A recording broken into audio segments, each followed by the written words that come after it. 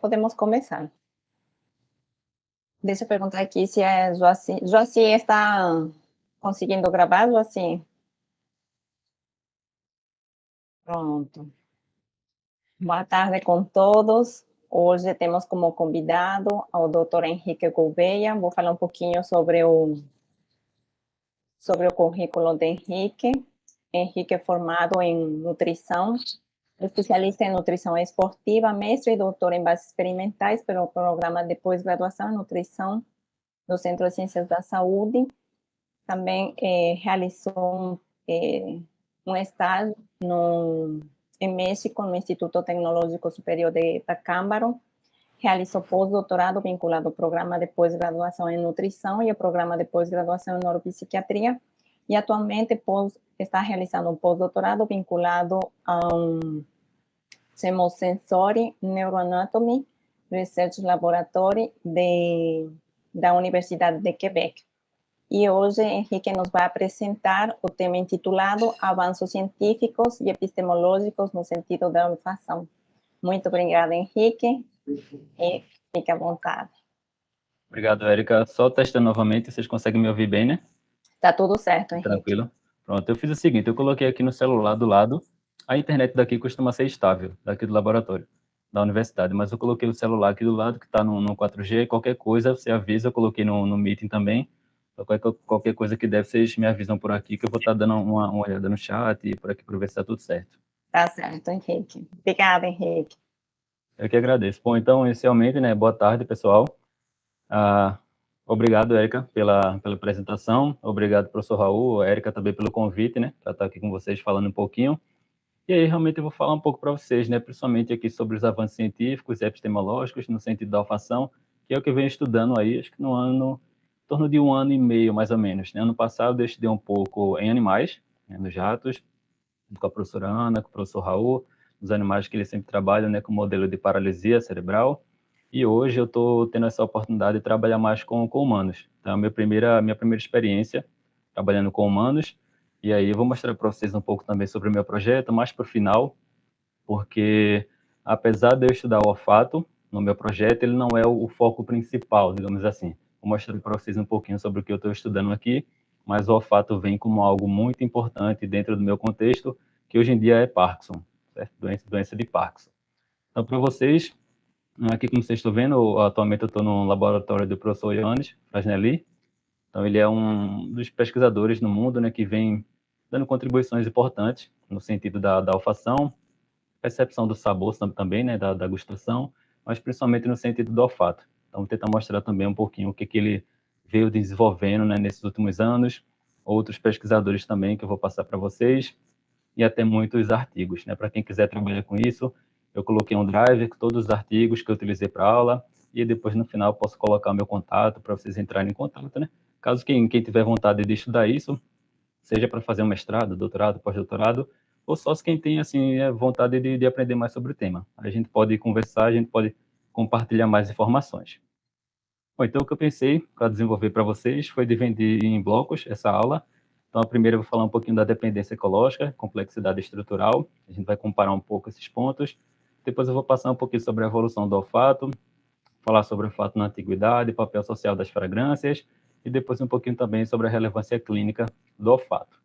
Então, inicialmente, a gente vai começar por aqui, por essa dependência ecológica e complexidade estrutural, porque no início, né, principalmente quando eu comecei a estudar o olfato, a gente sempre se perguntava muito isso, né, por que a gente sabe tanto sobre visão, sobre outros sentidos, e a gente sabe tão pouco sobre o olfato, ou pelo menos tão pouco quando comparado com outros sentidos, porque agora realmente o que eu vou tentar mostrar para vocês é que a gente teve muitos, mas muitos avanços nessa área do olfato, e realmente a gente está vendo que é algo muito importante. Mas a gente realmente precisa entender um pouco de por que o olfato ele foi negligenciado, né, nessas últimas décadas.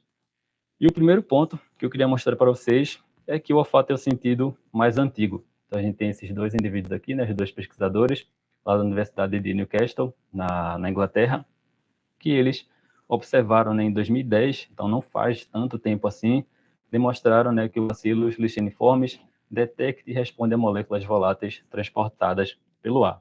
Então, foi algo bem importante, um avanço científico interessante, mostrando realmente que o olfato provavelmente é o sentido mais antigo. Como é que eles demonstraram isso? Basicamente, eles pegaram placas, então colocando bactérias cultivadas, né, poços separados, elas não tinham nenhum contato físico entre elas, então tem essa separação aqui. E basicamente o que eles colocaram foi num poço A, eles têm um poço meio de rico em nutrientes, e no segundo, né, no poço B, teria um meio indutor de biofilme, que é basicamente o que as bactérias vão produzir para conseguir se defender, digamos assim, né, de maneira geral. E aí, basicamente o que eles observaram foi que essas bactérias, no B, né, nesse lado daqui, elas começaram a formar biofilme apenas em proximidade com as bactérias que estavam aqui.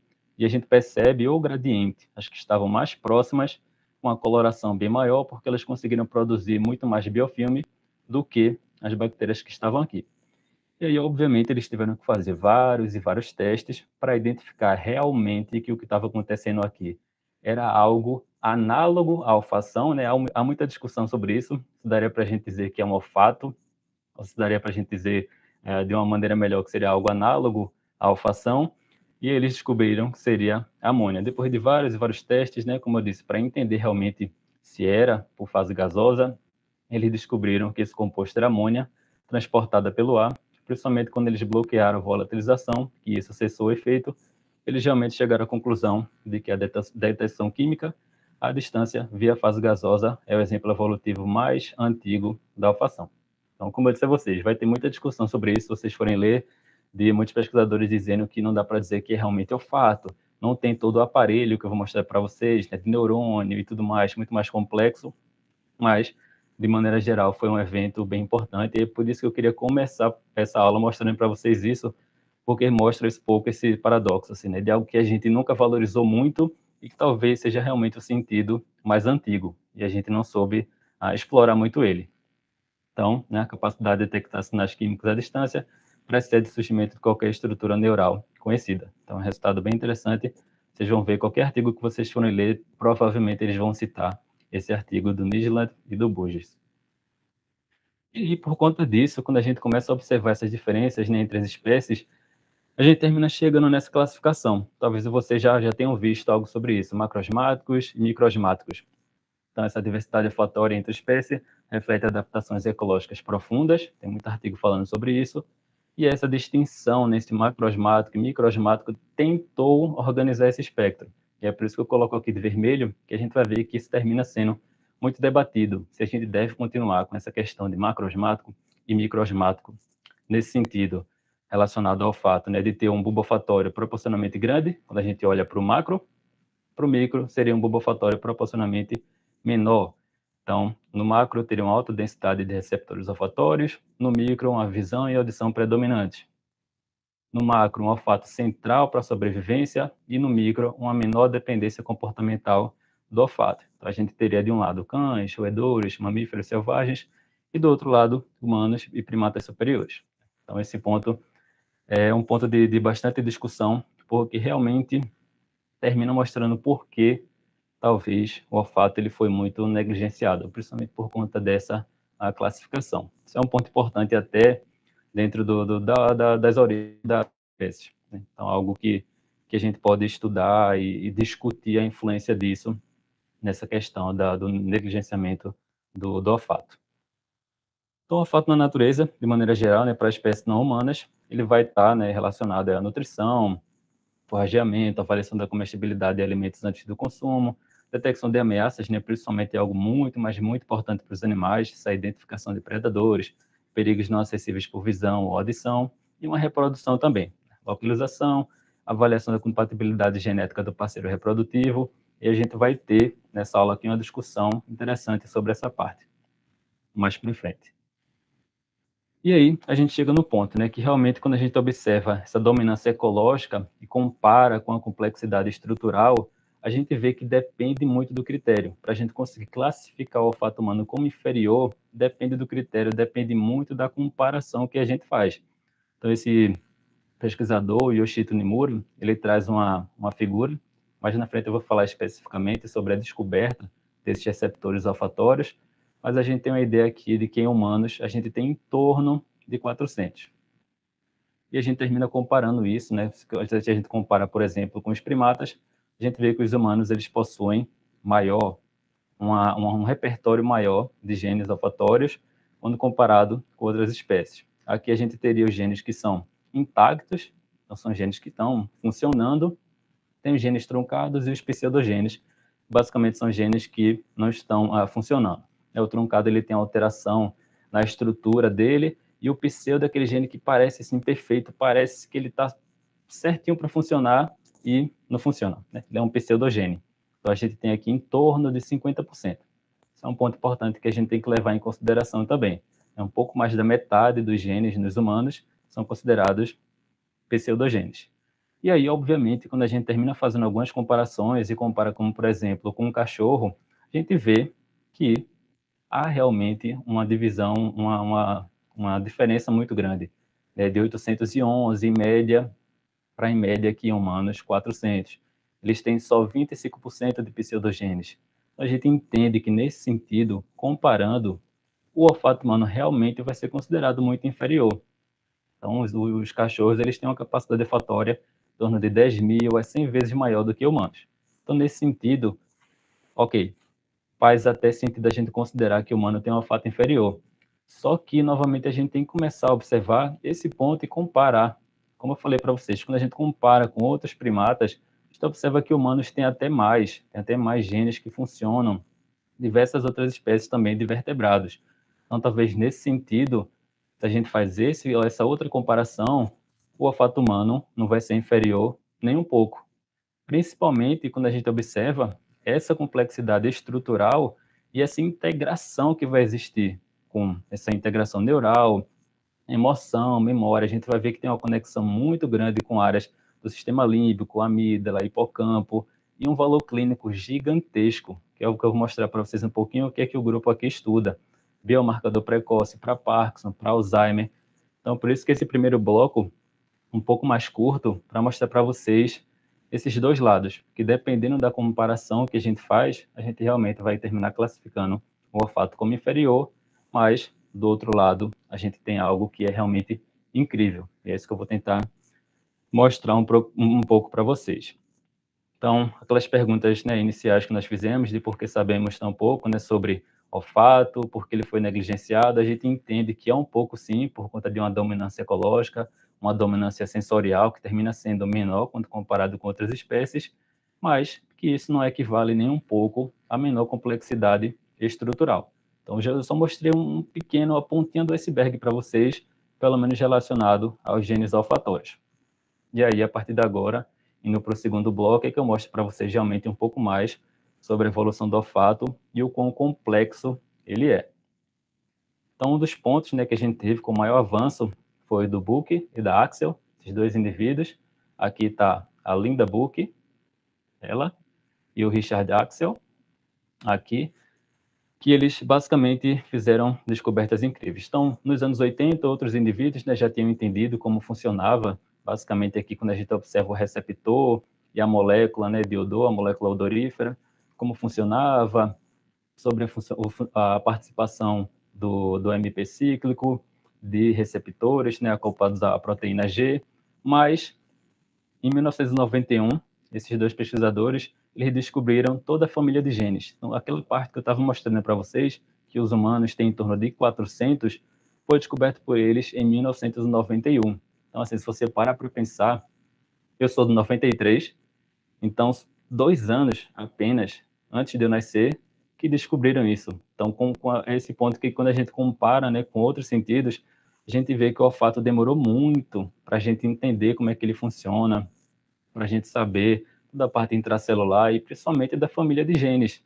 Tanto que em 2004 eles terminaram vencendo o Prêmio Nobel, né, de Fisiologia e de Medicina por conta dessa descoberta, e o legado ele termina sendo muito gigantesco, né? Então é 1% de todos os genes dos mamíferos.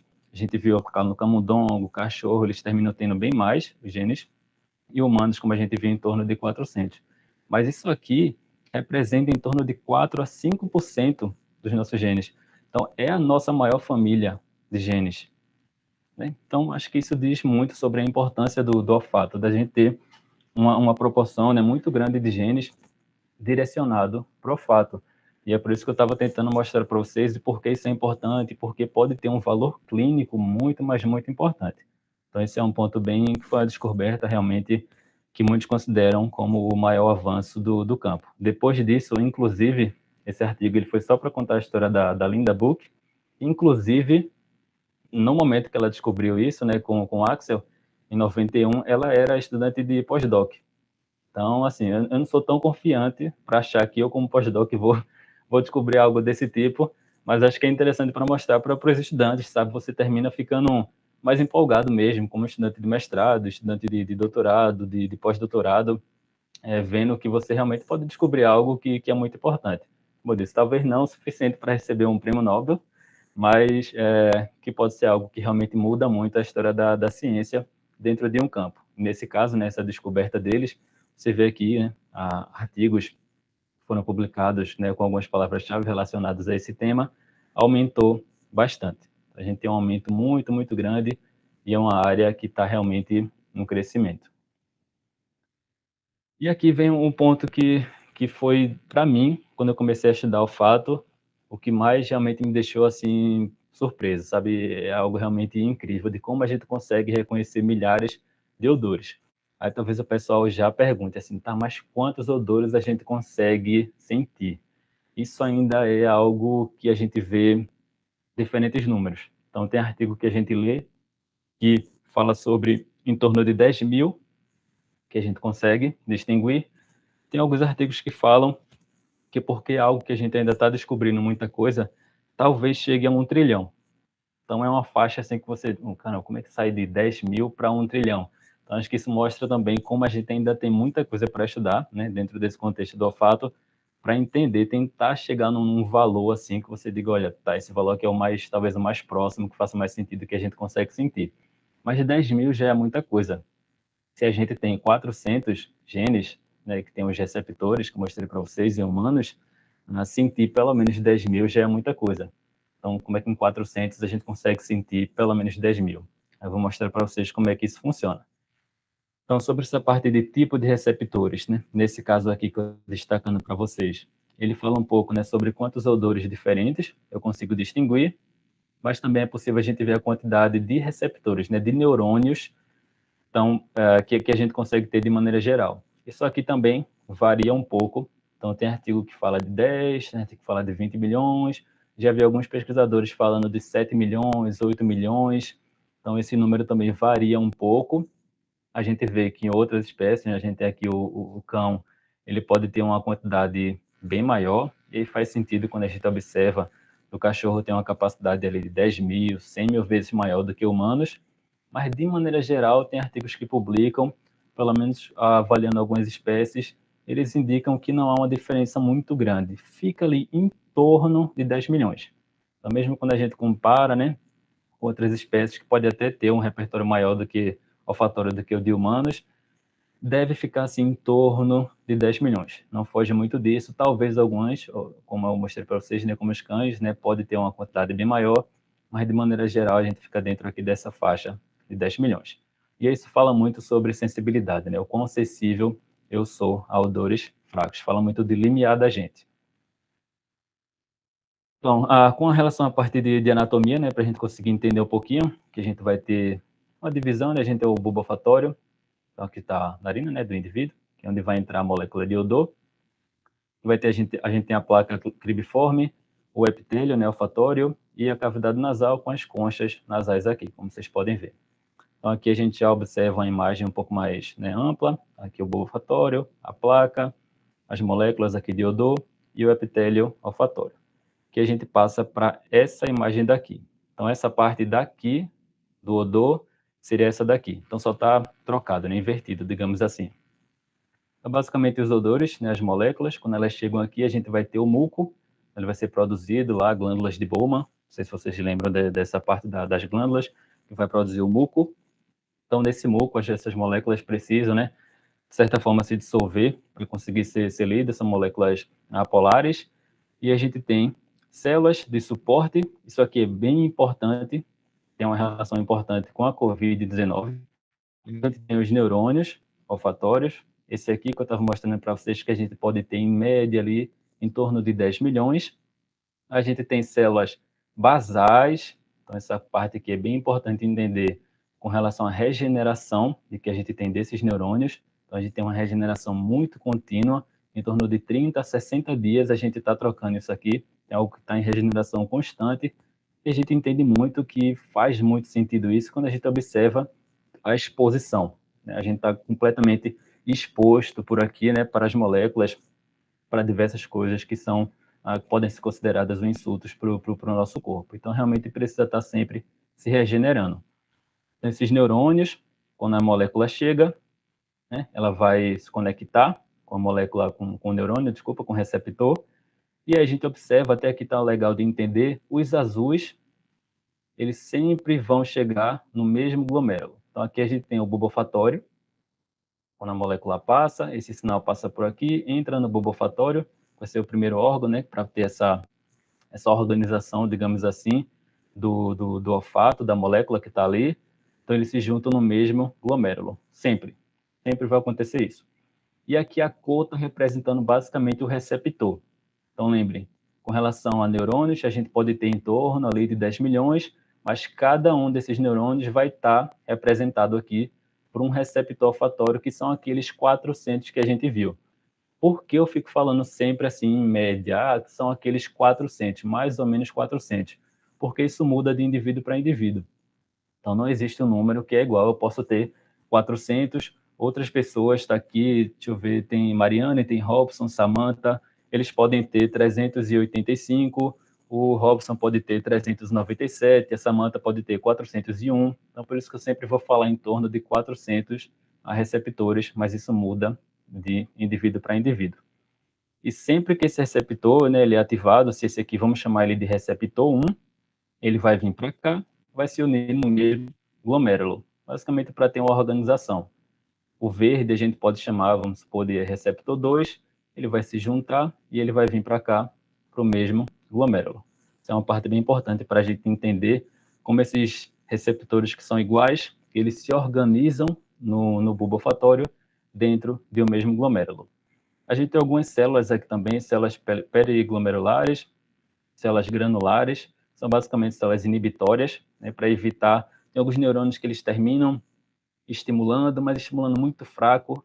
As células inibitórias, geralmente, elas inibem essa estimulação, faz com que só aquelas que são mais ativadas, né, que o sinal chegue. E aqui é por onde o sinal vai passar, né? Células mitrais ou células tufosas também. Então, é muito comum vocês observarem, se forem estudar, o pessoal colocando então, mitral barra tufosa, porque muitos estudos que são feitos, eles não separam qual célula está sendo ativada. Uma pode ser mais sensível do que a outra, quando a gente compara células mitrais e tufosas, mas, de maneira geral, os artigos, os estudos, eles terminam combinando as duas e colocando como células mitrais e ou tufosas. Depois, essa informação ela vai passar, ela vai chegar, aqui vai estar o bulbo olfatório, e ela pode ir para diversas áreas. Aqui é onde começa algo que é realmente muito importante para a gente entender do olfato, que quando ela chega no bulbo, ela já vai direto para áreas do sistema límbico. Então, a gente tem áreas bem importantes, né? Por aqui ele está destacando aqui o piriforme, córtex periamidaloide, entorrinal, a amígdala também vai ter uma parte muito importante aqui, uma participação, uma comunicação para o hipocampo, que é muito grande, e aqui você começa a entender realmente o porquê de quando a gente cheira algo, a gente já lembra de alguma coisa, principalmente lembra de algo, muitas vezes, da infância. Então, a gente tem essa memória olfatória que é muito rápido. Às vezes é tão rápido que você demora um pouco, você tem uma reação de um cheiro, mas você ainda não consegue rapidamente descrever de onde, você ainda precisa de um tempo para lembrar. Mas é algo engraçado como essa questão da emoção, ela é muito rápido. Se é algo que a gente gosta, se é algo que a gente não gosta, a gente tem uma reação muito, muito rápido, e é por conta disso, né? Ele termina, quando a gente compara com os outros, né, 4 sentidos, que precisam passar pelo tálamo, o olfato não, ele já vai direto, né, para a área do sistema límbico. Então, ele é o único, quando a gente compara com outros sentidos, que tem esse caminho. Então, isso é algo bem, bem importante. Agora, aqui tem algumas características, né, de como funciona. Nessa parte que eu estava falando para vocês sobre receptores, então a gente tem algumas características. Cada neurônio olfatório, como eu mostrei para vocês, expressa apenas um tipo de receptor. Então, se o neurônio, vamos dizer que ele é o azul, ele sempre vai ter o receptor número 1, se é o verde, vai ter o receptor número 2 e assim por diante. Mas cada receptor responde a múltiplos odorantes relacionados estruturalmente e um odorante pode ativar neurônios com receptores diferentes. Aí eu também, na primeira vez que eu li isso, eu disse, peraí, deixa eu ver se eu encontro alguma coisa aqui para entender, porque realmente a gente precisa, né, dar uma lida novamente e ver se consegue entender. Mas aí, no fim das contas, você entende que é uma codificação combinatória. Então, vou mostrar uma figura que vai ficar um pouco mais fácil. Que é um vídeo, na verdade, né? Então, a gente tem esse vídeo daqui. Então, a gente tem, por exemplo, o café, né, indo para o... desculpa. Indo, por exemplo... Aí que tá. Acho que agora vai. Isso. Então, a gente tem o café, por exemplo, né, que pode ir para diferentes receptores.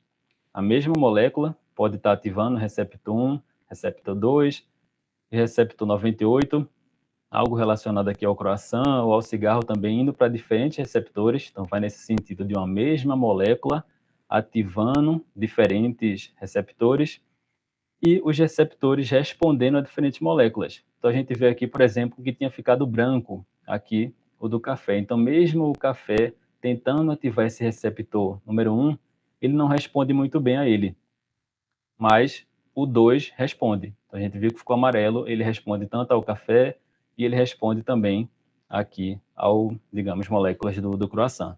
Então, toda essa parte de combinação de uma molécula podendo ativar, né, mais de um receptor podendo responder a diversos tipos de moléculas, mostra assim, por que a gente consegue sentir tanta coisa diferente. Se a gente tem uma limitação de receptores, né, no máximo em torno de 400, não faria muito sentido se não houvesse essa combinação, né, para que a gente possa sentir, seja 10 mil, ou seja, como mostrei para vocês, né, 1 trilhão de odores diferentes. Então, esse é um ponto bem importante nesse sentido. Isso também é descrito, né, muitas vezes com essas imagens. Então, a gente tem aqui as moléculas, né, tendo características diferentes, né, podendo ativar, né, essa é a parte bem interessante, daria para você colocar essa ativando aqui, esse aqui vai ativar por aqui também. Então, você vê que elas terminam ativando diferentes receptores, os receptores também conseguindo se ligar a diferentes moléculas. É algo que termina sendo bem complexo e também foi descoberto, né, por exemplo, aqui a gente tem Linda Burke e outros indivíduos da sua equipe, em 1999. A gente percebe assim que de 91 até 99 a gente começou a entender como é que funciona o olfato. E aí muita coisa começa a aparecer. Então, por exemplo, a gente tem aqui o que a gente chama de enantiômeros, que se vocês perceberem é a mesma molécula, é idêntico, completamente idêntico. O que é que muda de uma para outra? Que está espelhado. Então, a gente tem essa parte aqui que foi espelhada. Basicamente, o fato de você espelhar a molécula, ela já tem um cheiro completamente diferente. Então, de um lado, a gente vai ter uma hortelã e do outro lado a gente vai ter o cominho. E eu não sei vocês, mas para mim, cominho não dá. Para mim tem muito cheiro de suor. Eu não sei se alguém está tendo essa mesma lembrança do cheiro do cominho, mas para mim é horrível e o hortelã para mim é muito bom. Pelo menos particularmente, né, para mim eu tenho essa distinção entre essas duas moléculas. Mesmo sendo a mesma molécula, tem cheiro completamente diferente só porque você espelha ela. E aí eu lembro de ter levado, quando eu estava indo em Recife,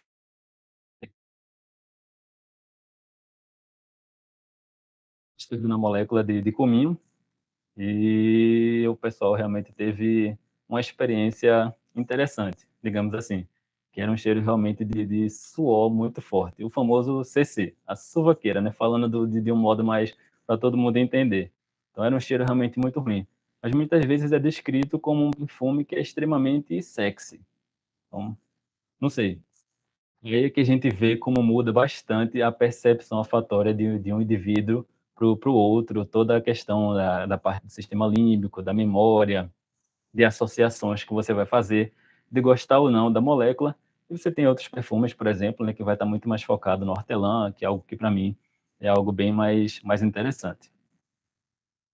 A gente tem também uma dependência da concentração. Então, por exemplo, essa molécula de escatol por um lado, na concentração mais baixa, ela é bem interessante para quem gosta de flor, jasmine. Na perfumaria, ela termina sendo utilizada para outras flores também, termina deixando uma flor mais robusta, digamos assim, né? Ele pode ser mais floral e agradável. Se você aumenta um pouquinho só a concentração, você já tem literalmente o cheiro de fezes, forte e muito desagradável. A gente percebe como a mesma molécula, só porque a gente alterou muito pouca concentração, ela já tem um cheiro completamente diferente. Então, a gente depende muito desse ponto. Se o olfato também depende do tempo, né? Esse é um ponto bem importante. Do tempo, quando a gente fala, os pesquisadores, né, inicialmente fizeram com ratos para tentar identificar se as células disparavam em diferentes momentos. Então, o que eles conseguiram observar foi isso, que realmente eles chamaram esse conceito de Teeling, né, do código de tempo preciso, viram que os animais conseguiam responder isso, e basicamente aquela parte dos genes que eu mostrei isso dentro do sniffing, que eles chamam, né, da inspiração, de você respirando, se dura, vamos supor, 1 segundo, nem todos os neurônios vão estar respondendo inicialmente.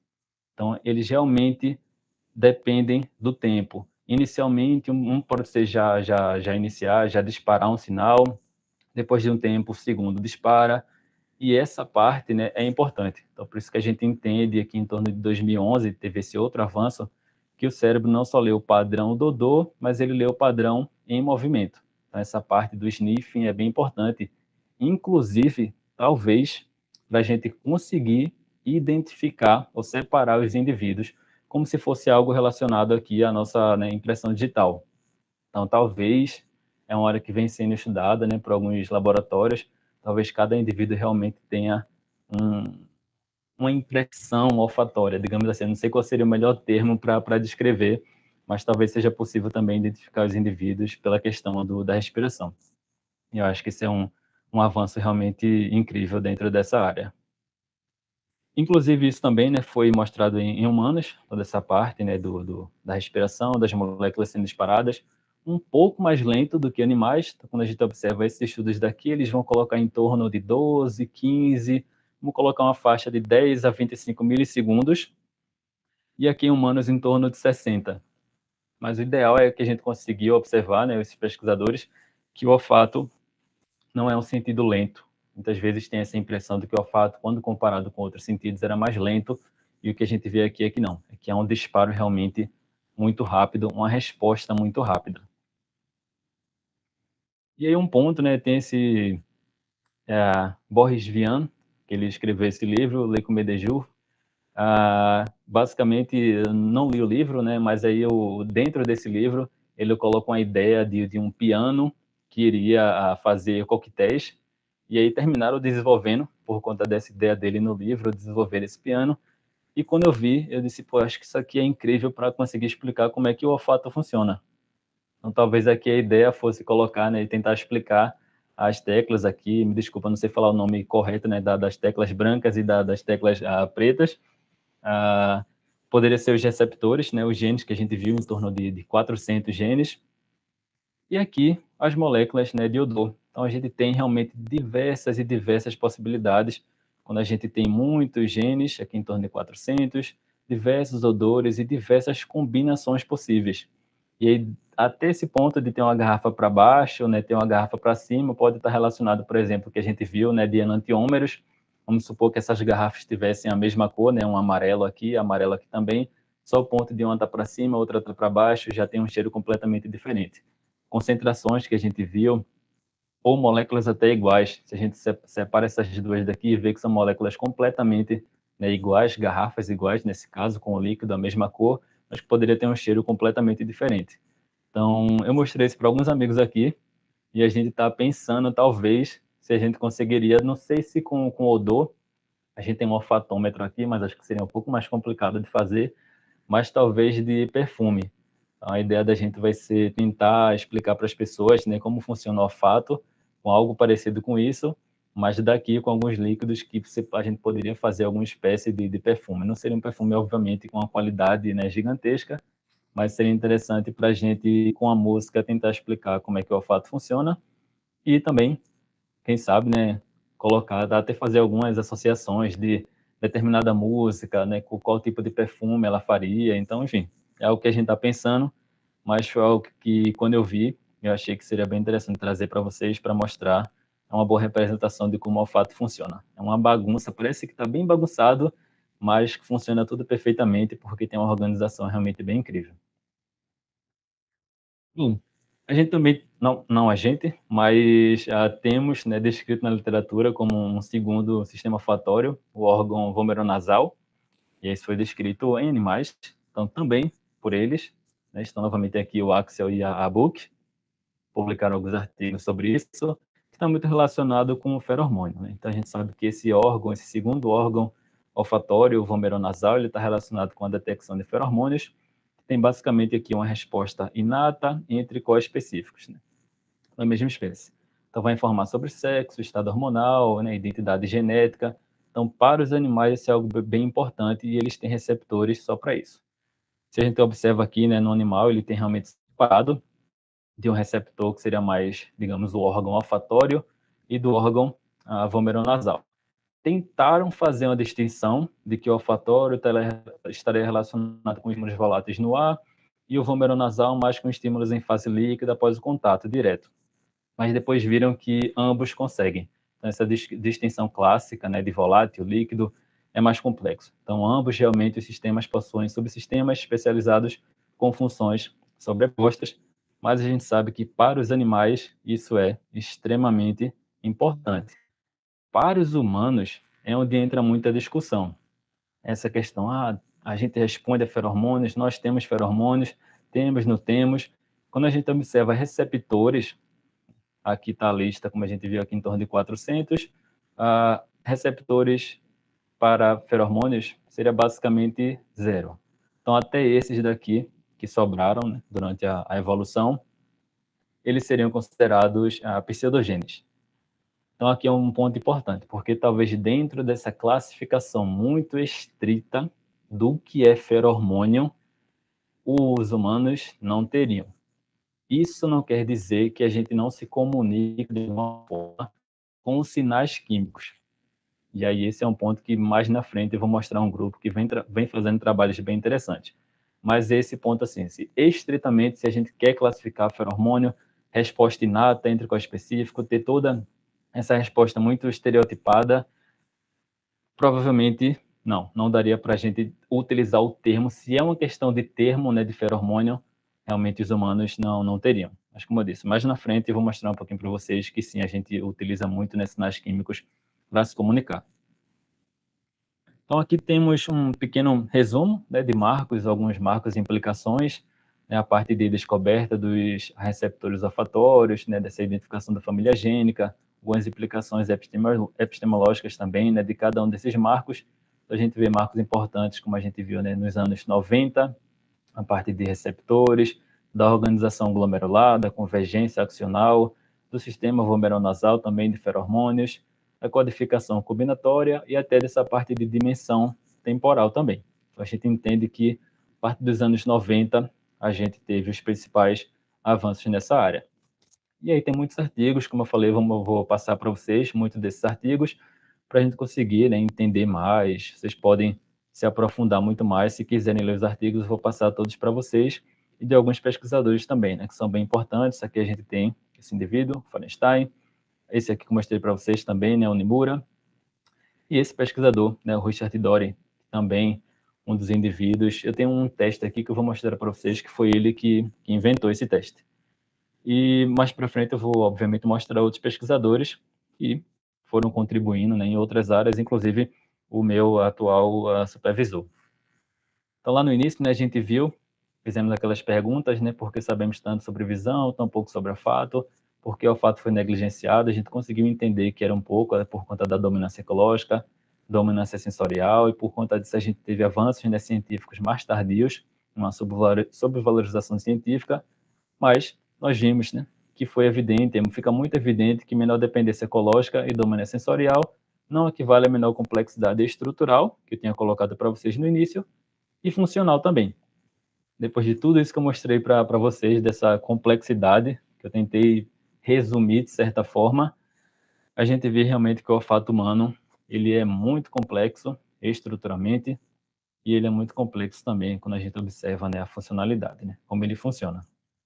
E aí, no momento, né, que eu estava estudando isso, eu comecei a me perguntar também se culturalmente, né, como é que foi assim, se historicamente a gente teve essa subvalorização científica, será que culturalmente foi o mesmo, né? E eu passei a dar uma pesquisada para entender se essa subvalorização científica foi acompanhada por subvalorização cultural. Então, nesse terceiro bloco, a gente vai falar um pouquinho sobre o olfato na antiguidade e o papel social das fragrâncias. Então, lá no início, né, os antigos eles já tentavam explicar o cheiro. Então, os filósofos tentavam classificar, né, odores, localizar o órgão olfatório. Então, o que eles encontraram revela realmente muito sobre percepção humana quanto aos limites do conhecimento de cada época. E eles tentaram, de certa forma, classificar, mas ficaram muito longe de conseguir descrever bem, como a gente viu, né, como a gente tem hoje de informação. Então, de Platão, né, tentando classificar, fazendo uma classificação muito, né, simples, de cheiros como agradáveis, desagradáveis. Aristóteles também tentando, né, falar que o olfato ocorre pelo ar, pela água, compara os odores, né, sabores, doce, ácido, pungente, oleoso, localizou o órgão olfatório no cérebro. Então, a gente viu que eles terminaram ficando assim um pouco mais longe. A gente entende que o órgão olfatório já está aqui, né, como mostrei para vocês. Teofrasto tenta mencionar os tipos de odores, mas termina não listando muito eles, né, de maneira sistemática. Galeno, que localizou, né, o olfatório nos ventrículos anteriores do cérebro, e isso persistiu por muito tempo. Muitos deles achavam que literalmente a placa que eu mostrei para vocês, né, a placa cribiforme, que tem os furinhos, digamos assim, o odor passava diretamente por ali, né? Eles não achavam que tinha tipo de epitélio neural, né, que olfatório, para ter a recepção dessas moléculas de odor. Eles já achavam realmente que a molécula de odor passava pelo, como eu falei para vocês, né, de maneira mais simples, o buraquinho dali passava e chegava lá nos ventrículos anteriores, para lá a gente conseguir sentir, né, o cheiro. Então, realmente é uma classificação muito errada. Então, um erro que durou muito tempo, terminou atrasando-se muito sobre a compreensão da fisiologia sensorial, e só depois, né, de um bom tempo que conseguiram entender, né, que começava aqui já no nariz, a gente tem os nervos olfatórios, e posteriormente, né, como mostrei para vocês, só em 1991 é que a gente foi conseguir classificar, entender quantos receptores olfatórios nós temos. Então a gente termina se perguntando muito, né, como esse erro anatômico ele conseguiu persistir, né, por tanto tempo, por mais de 1000 anos. A gente tem outros indivíduos também, né, como a Avicena, que ele coloca um ponto bem importante, ele introduz memória, né, na percepção sensorial, distingue sentidos externos, internos. Então eles realmente tentaram, muito erro, muita coisa que foi classificada errada, mas muita coisa certa também. Com tão pouco que eles tinham, né, antigamente, a gente talvez tenha que valorizar o que eles conseguiram acertar, né, principalmente essa parte de memória na percepção sensorial, de ver como é algo extremamente importante hoje. Essa tentativa de classificar, né, sabores, doce, ácido, muitas coisas sim, mesmo com poucos instrumentos, ou quase nenhum, basicamente, eles conseguiram acertar alguns pontos. Talvez isso realmente tenha ajudado a gente posteriormente. Esse artigo que eu mostrei para vocês inicialmente, eu coloquei algumas imagens aqui, não tem muito a ver com esse tópico em si, mas é só para vocês verem que quem quiser ver um pouquinho mais da anatomia, esse artigo ele fala um pouco, mas principalmente porque nesse artigo ele cita outros dois indivíduos. O Paul Broca, né, que classificou os humanos como não cheiradores, ele utilizou o termo, né, agenomatics, e o Freud também, né, que termina indo na mesma ideia do olfato humano naturalmente atrofiado. Então, a gente tem muitos, né, pensadores, pesquisadores, filósofos, médicos, terminaram classificando o odor como algo que para o humano não era muito complexo, né, como a gente viu que é. Considerava algo como muito simples, é muito atrofiado, muito pequeno, não tem nenhuma importância. Mas o olfato ele já era utilizado, né, principalmente como terapeuta, como ferramenta terapêutica. Então, principalmente nos navios, né, por conta da náusea, da navegação, tinha a água do porão que era muito suja, então o pessoal ficava com muito enjoo, o enjoo marítimo aí principalmente citado na Grécia e na Roma, e eles já utilizavam, né, os remédios aromáticos, tomilho, menta, marmela, erva doce, pétalas de rosa, já como tratamento. Utilizava mirra também, né, principalmente em tempestades. A gente vê muito essas citações. Então, Plutarco ele já deixava bem claro que esse cheiro desconhecido, né, do mar, do interior do navio, já causava náusea e vômito, em contraste com outros odores que seriam mais familiares, mais agradáveis, ou até mais neutros, né, como uma água de rio potável. Então a gente vai começando a perceber que, por um lado da ciência, o olfato não serve para muita coisa, não é complexo, muito pequeno, é atrofiado, mas para a parte da cultura e até ser utilizado como uma ferramenta terapêutica, era muito valorizado, né? Então a gente vai vendo esses pontos. Então, mesmo sem compreender o mecanismo, os antigos eles exploravam, né, corretamente os efeitos fisiológicos do olfato. Então, a gente vê também outros pontos, né, Egito Antigo, como eles separavam literalmente cidades, como eles tinham o esfete, né, que é o caos, odores ruins associado ao mal, injustiça, desordem, e o Maat, que eles consideravam a ordem. Então, cidades perfumadas, né, como Tebas, simbolizava harmonia, equilíbrio social, o ritual, né, da elite, utilizava muito incenso, mirra. Hoje em dia isso é muito utilizado em perfumaria, né, principalmente perfumaria árabe, se eu não estou enganado. Utilizavam produtos importados e era sempre reservado para realmente para a realeza, assim, né, para mais para a elite, digamos. Reservado a templos, rituais, mumificação também. Então tem muita imagem, você vê aqui, né, os perfumes. Então era algo que realmente culturalmente a gente começa a observar que era bastante valorizado. Então, a memória olfatória, né, extremamente duradoura, reforçava a associação entre cheiro, contexto e emoção, né, servindo de base para lembranças e práticas rituais. Então, Egito, Grécia, Roma, a gente tem muito perfume como a linguagem. Então, tinha produções, já tinha cidades, né, que tinham produções. Eu vou mostrar até uma foto de um perfumista da época, uma foto bem interessante de como eles andavam. Já utilizavam esses ingredientes, né, mirra, incenso, íris, lítio, flores, né, ervas aromáticas. E como a gente viu, era utilizado muito no cotidiano, ritualístico, né, funerário. Então tem toda essa questão, né, dessa mediação entre os humanos e deuses, né, mostrando como o olfato, como os odores era algo bem importante. E era muito símbolo de poder também. Então marcava, né, o status social. Tinha, obviamente, né, indivíduos que já não falavam tão bem sobre isso, né? Plínio, Velho, ele já criticava muito esse luxo olfativo. Então considerava que talvez fosse o olfato ali para ser utilizado mais para outras práticas, como a gente viu, mais para uma ferramenta terapêutica, mas não para uma questão política, né, de uma elite, né? Que ele tinha muito essa ideia de que o cheiro realmente não era só sensorial, era muito social, simbólico e muito político, e para ele, né, não era utilizado da maneira correta.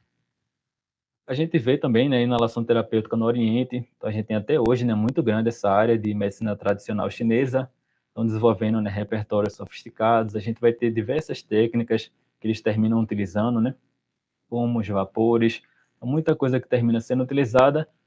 Até hoje há, obviamente, muita discussão do que é comprovado cientificamente e do que não é, mas independente disso, a gente sabe que é algo que termina sendo bastante utilizado. Então, eles têm muito essa questão dos efeitos dos odores dentro desses sistemas, né, simbólicos de equilíbrio corporal. Então, a gente vê, né, nesse tópico que realmente o olfato ele foi supervalorizado, né, culturalmente e subvalorizado cientificamente ao mesmo tempo. Então, a gente realmente, por séculos, né, continuamos, né, sem entender, sem ter uma explicação biológica clara, apesar do olfato, né, já ser utilizado para curar, consagrar, para definir status social. E aí o que eu venho tentando mostrar para vocês, né, que isso terminou não acontecendo por falta de complexidade, a gente viu, complexidade estrutural muito grande, complexidade, né, funcional muito grande também, né, mas terminou acontecendo por conta de uma menor dependência quando comparada com outros sentidos e principalmente quando comparado com outras espécies e modelos conceituais bem inadequados, né, para conseguir descrever bem. Então aqui a gente tem, por exemplo, fotos de perfumes, que são perfumes frascos, né, que eram utilizados, aqui tem alguma descrição deles. Hoje em dia a gente vê mais perfumaria árabe, trazendo frascos bem mais diferentes, mas antigamente a gente vê que já era bem utilizado. Talvez os árabes hoje em dia eles se espelhem muito no que eles utilizavam antigamente. E aqui um perfumista, né, da época. A gente vê como é que ele andava. Eu gostaria de hoje em dia encontrar um desse na rua, que seria uma experiência interessante para ver como eles colocavam lá, né, todas as fragrâncias. Devia ser bem interessante encontrar o deles e poder explorar essa parte do olfato. E aqui Que a gente termina pensando, né, alguns estudos que terminam sendo feitos, né, hoje em dia, tentando comparar, e aí vem um ponto, né, que é para discutir com vocês, porque, por um lado, eu estou aqui tentando mostrar que o olfato, ele é muito importante, é muito mais importante do que a gente achava, e do que muita gente ainda acha hoje em dia, mas isso não quer dizer que, quando comparado com outros sentidos, você vai abrir mão de outros para manter o seu olfato. Então, isso é o que os estudos terminam observando, que hoje em dia, se você fizer esse tipo de estudo, você vai observar, se a pessoa tiver que abrir mão, né, de um sentido, provavelmente vai abrir mão do olfato. Então, isso é algo até difícil da gente conversar, né? Provavelmente, se eu perguntar para o meu supervisor, mesmo ele sendo uma das pessoas, né, um dos pesquisadores do mundo que mais estuda olfato, dificilmente, não sei se ele diria que abriria mão, por exemplo, da audição ou da visão. Eu conversei com minha mãe sobre isso, né, e ela disse, não, o olfato é muito importante para mim, eu não abriria mão. E aí depois ela parou e fez, não, mas aí eu estou aqui no Canadá, minha irmã também está aqui no Canadá, ela mora do outro lado do Canadá, e ela pensou, pô, mas aí eu vou falar com vocês, aí eu não vou conseguir ouvir vocês. E aí, ou então eu não vou conseguir ver vocês. Então, realmente, a gente termina entendendo que o olfato, a gente abre mão dele porque talvez seja algo um pouco mais pessoal. E a visão, a audição está muito relacionada a esse ponto de ver os outros indivíduos, de conseguir conversar. Então, é um ponto interessante que eu talvez gostaria de discutir com vocês, né? Para ver se vocês estariam abertos assim, a essa possibilidade de abrir mão de uma visão, de uma audição, para permanecer, né, com o sentido do olfato. Mas aí tem até algumas escolhas que terminam não fazendo muito sentido, principalmente quando eles fazem com adolescentes, estudantes universitários, eles observam que eles estariam dispostos a abrir mão, por exemplo, do olfato para manter o celular. Então, aí termina sendo um ponto que eu acho que é um pouco exagerado demais e acho que mostra como a gente talvez esteja falhando em conseguir comunicar a ciência para o pessoal mais jovem, de mostrar que não é possível que você vai conseguir abrir mão de algo, né, para você permanecer com o seu celular. Então, acho que esse é um ponto. Acho que até tem algumas pessoas daqui que estão aqui presentes, né, que fazem parte do DORD, da gente trabalhar mais com essa parte, né, com crianças, com adolescentes, não só sobre o olfato, obviamente, para muitos outros pontos na ciência da saúde, para mostrar que tem que ser muito mais valorizado, né, por baixo, assim. E por último, um bloco que eu tenho para falar com vocês, que é a relevância clínica do olfato, né? Então, depois de entender muito, né, porque o olfato ele foi negligenciado, entender toda essa parte da cultura, quero mostrar um pouquinho sobre a relevância clínica do olfato, que até consigo mostrar um pouco do que o pessoal vem estudando aqui no grupo. Então, um ponto bem importante que a gente tem que separar são os sentidos. Então, o olfato ele não vai trabalhar sozinho, né? A gente precisa aqui da gustação também. E um ponto importante é separar o que é gosto. Então, a gente tem doce, salgado, azedo, amargo e umami. Talvez outros é comum você ver artigos, o pessoal citando, talvez a gente tenha um receptor para gordura especificamente, talvez a gente tenha algum receptor, por exemplo, para o regaliz, né, a licorice, que é o cloreto de amônio. Essa é uma foto daqui do laboratório. Eu tenho uma sorte de, quando o pessoal traz comida, fica tudo na minha mesa. Minha mesa ela fica bem no meio do laboratório, sempre que o pessoal traz comida, bota lá. Então, às vezes, tem uma dessas, de um cloreto de amônio, que permanece lá 2, 3 meses, sem ninguém tocar, porque é muito ruim. Eu não sei como alguém gosta de um bombom de cloreto de amônio. E tem outras coisas aqui que vocês conseguem ver, acho que aqui é da Turquia, da Rússia. Então é legal que de tarde eu estou tomando meu cafezinho, sempre tem alguma coisa assim ao meu alcance para eu poder comer. Mas sem dúvida tem alguns, como esse daqui, que eu passo longe. E a maioria das pessoas passam longe também. Então foi só um exemplo para mostrar para vocês que é possível que a gente tenha, né, outros receptores, mas hoje em dia o que a gente tem bem definido são esses 5, né? Doce, salgado, azedo, amargo e umami. Basicamente aqui com participação do nervo ucraniano 7, 9 e 10, que estão relacionados com a gustação. E quando a gente fala e junta, né, com o nervo ucraniano 1, que está relacionado com o olfato, a gente tem o sabor. Então esse é um ponto bem importante. Então quando a gente trabalha, por exemplo, aqui eu tinha até separado umas coisas, deixa eu ver se vocês conseguem ver aqui, são jelly beans, basicamente um docinho que o pessoal aqui utiliza muito quando eles vão fazer, eu acho que esse aqui é de pipoca, se eu não me engano, quando o pessoal vai tentar explicar essa parte da importância do olfato. É engraçado que alguns falam em francês, aí eles falam que vão fazer vulgarização. Aí a primeira vez que eu vi, achei muito estranho, né? A vulgarização. Em português, se você for ver na classificação, assim, faz até sentido, que é uma parte de deixar algo mais popular, né? Tentar explicar para as pessoas. Mas quando eu vi a primeira vez, vulgarização, eu achei meio estranho. Mas o pessoal leva muito isso para alguns eventos. Eles colocam umas garrafinhas assim. Então aqui a gente tem, acho que essa é de banana, essa aqui é de pipoca.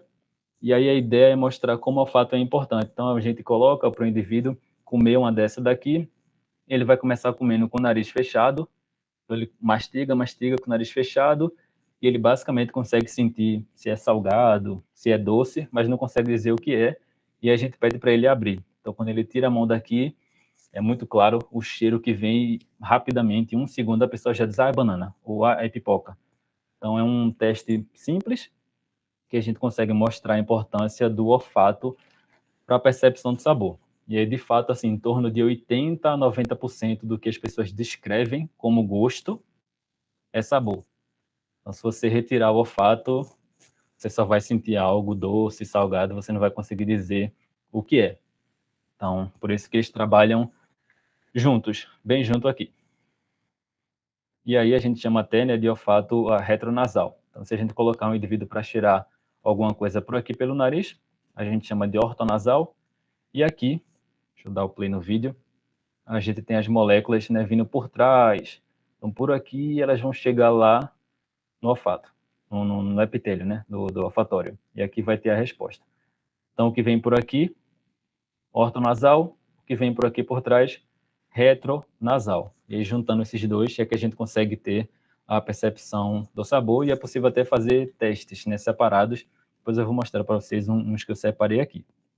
E, por fim, aqui o nervo craniano 5, né, que é o famoso trigêmeo, né, o trigeminal, que vai estar muito relacionado com ardência, frescor, formigamento, dor. Então, isso também faz parte, né, quando a gente vai sentir aqui o alimento, né, de maneira geral, a gente precisa desse sentido também. Porque aqui, por exemplo, dor, a gente vai estar relacionado, por exemplo, com pimenta, capsaicina, né, que é um componente da pimenta muito relacionado com a dor. E aí não é gosto, não é sabor, não é olfato, é basicamente dor. Ou a gente tem, por exemplo, o mentol, né? Hortelã, um mentol em concentração bem mais alta. A gente tem, por exemplo, o frescor. Então também não vai ser muito olfato, não vai ser sabor, é mais essa sensação de frescor que a gente tem, e a gente chama isso de quimioestesia. Então quando a gente junta tudo isso, é que traz essa complexidade, né? Quando a gente está comendo algo, quando a gente está cheirando, é algo realmente bem complexo para a gente conseguir sentir tudo.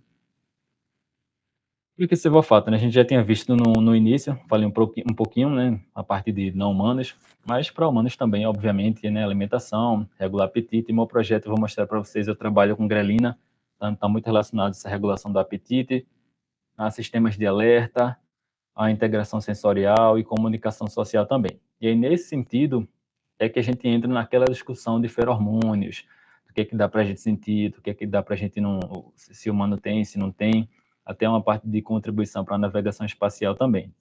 E aí tem muita coisa sendo feita por esse pesquisador, Loan Sobel, se vocês pesquisarem sobre ele, lá no Instituto de Pesquisa de Israel, ele vem dando, né, muitas contribuições nessa área, e principalmente para mostrar que o olfato humano ele é muito forte. Inclusive, que a gente é capaz de farejar como se a gente fosse cachorro, né? Semelhante a um comportamento olfatório de um cachorro, e ele fez isso, ele fez essa pesquisa em 2006, então foi um avanço bem interessante, um avanço estranho, mas bem interessante, para mostrar que a gente tem a capacidade até de, quando se a gente vendar, né, ele colocou venda nos indivíduos, tampou o ouvido, tudo, colocou luva gigantesca na mão, os indivíduos só estavam ali rastejando e sentindo, né? Realmente só estavam utilizando o olfato, e eles tiveram um desempenho excelente, né? Como eles fizeram com chocolate. Então, em 2006 a gente conseguiu entender que se a gente quiser a gente consegue andar que nem cachorro e consegue sentir o cheiro, né, de rastros. Então isso é realmente algo bem interessante. E com relação à parte de comunicação química, tem muitos artigos, né, saindo sobre isso dele, mostrando que os humanos realmente a gente primeiro se cheira constantemente, de maneira estranha, assim, todas as partes do nosso corpo, a gente sempre tá cheirando, tentando entender, desculpa, principalmente pela parte social também. A gente sempre está vendo se a gente está fedendo, se isso pode, né, de alguma forma, estar pessoas, né, perto da gente, não tá querendo ficar perto da gente por conta de um cheiro, que não seria muito agradável. Então, a gente sempre está tentando, né, cheirar e entender como é que a gente está nesse sentido, mas também por conta da comunicação com outros indivíduos. A gente vê muitos e muitos artigos dele, do grupo dele, trazendo muitas informações sobre esse sentido, que até indivíduos que podem ter algo, uma amizade, pode estar relacionado a algo que eles têm relacionado ao olfato, né? Ao cheiro, talvez, deles, mesmo que seja algo subconsciente, né? Que a gente não pense muito sobre isso. E até estudos também, por exemplo, que avaliam moléculas, né? O efeito dessas moléculas em indivíduos. Então, a gente tem um bem interessante aqui, esse artigo já é de 2021, sobre o hexadecanal. Eles observaram que em homens ele bloqueia a agressão e que em mulheres ele aumenta a agressão. E aí descobriram, depois de um tempo, que essa substância está presente em abundância no couro cabeludo de bebê. Então é algo interessante para a gente pensar, ok? Então a ideia é tentar diminuir a agressão no homem, porque o homem, teoricamente, historicamente, né, poderia ser uma ameaça para esse bebê, né, poder causar algum mal para ele, e aumentar a agressividade na mulher, mas com relação à proteção materna. Então é algo bem interessante, como a gente observa na mesma molécula, por conta, né, da nossa evolução, tendo efeitos bem diferentes no homem e na mulher. Então, esse é um dos estudos também, todos os estudos daqui, né, realizados pelo laboratório lá do Noah Sobel, e muitos outros que eu poderia, acho que fazer uma aula só sobre isso para vocês, e aí quem quiser explorar, eu acho um ponto bem interessante. A prevalência da perda olfatória, a gente tem alguns artigos, né, mostrando que a prevalência é muito grande, em torno de 22% da população apresenta algum distúrbio, mas a maioria não conhece, e aí, por diversas causas, né, envelhecimento, rinite, doenças neurodegenerativas, né, e por aí vai. Alguns testes psicofísicos, eles conseguem determinar, né, detectar déficits que geralmente os indivíduos não relatam, então é muito difícil você conseguir perguntar para o indivíduo como é que está o olfato dele, geralmente ele vai relatar que tá ok, o que geralmente ele vai dizer para você, não sinto o gosto da comida, e ele acha que é algum problema em papila, e como mostrei a vocês, em torno de 80% a 95% da percepção de sabor é olfato, então às vezes ele nem sabe que o olfato tem essa participação, por isso que é importante a gente fazer esses tipos de testes, que eu mostrei para vocês com jelly beans, são bem simples para as pessoas entenderem como é que o olfato funciona. E aí temos diversas classificações. Tem uma imagem um pouco aqui mais na frente que classifica melhor. Esse aqui é o Thomas Hummel. Hoje, acho que dá para dizer que ele é o maior pesquisador no mundo dessa área de olfato. Ele foi o orientador, né, de tese do meu supervisor, Johannes. Então, ele trabalhou com ele, acho que na Alemanha, em Dresden. E aí ele traz, né, por exemplo, esse artigo tentando classificar, né, as disfunções olfatórias, hiperosmia, normosmia, se é algo mais quantitativo e qualitativo. A gente tem diversas: hiposmia, anosmia, parosmia, fantosmia, tolerância olfatória. Então, a gente vem tentando, né, os indivíduos que vêm trabalhando nessa área, vêm tentando classificar essas disfunções olfatórias, mas de maneira geral, hoje, a gente tem essa classificação que vem sendo bastante utilizada, consegue descrever bem. E a gente depois pode conversar mais um pouco sobre isso, que eu imagino que vai ter perguntas sobre esse sentido, principalmente no sentido da COVID, que vai estar muito relacionado com a parosmia. Depende muito também de onde ela é, de como ela começa, se ela é mais condutiva, basicamente de um bloqueio aqui que seria mais simples, porque pode estar muito relacionado com muco, então é algo mais fácil de tratar, ou ela pode ser neurosensorial, né, ter algum problema realmente no neuroepitélio, ela pode ser central, né, vai ter algum dano, vai ter um dano no bulbo olfatório, vai ter um dano em áreas do sistema límbico, que a gente viu que está relacionado, né, com o olfato, então principalmente doença de Parkinson, Alzheimer, ou se ela é mista. Então, realmente, a gente tem aqui diversas possibilidades. A anosmia ela também pode ser específica, mais um estudo, né, do Thomas Hummel, mostrando que alguns indivíduos, eles não ajudaram muita gente, pelo menos com a língua, né? Esse artigo está publicado em alemão, não sei porquê, mas eu fiz algumas traduções aqui dos odores que poderiam estar relacionados com queijo envelhecido, suor, mostra porque alguns indivíduos não conseguem sentir, por exemplo, né, se eles estão com um cheiro mais forte na axila, muitos indivíduos não conseguem sentir, e há um tabu muito grande, né, da gente conseguir dizer para eles que eles estão com mau cheiro. Acho que a gente ainda tem esse tabu muito grande. Outros, aroma de caramelo, né, manteiga, pipoca, laticínios, hortelã. Tem muita gente que não consegue sentir o cheiro.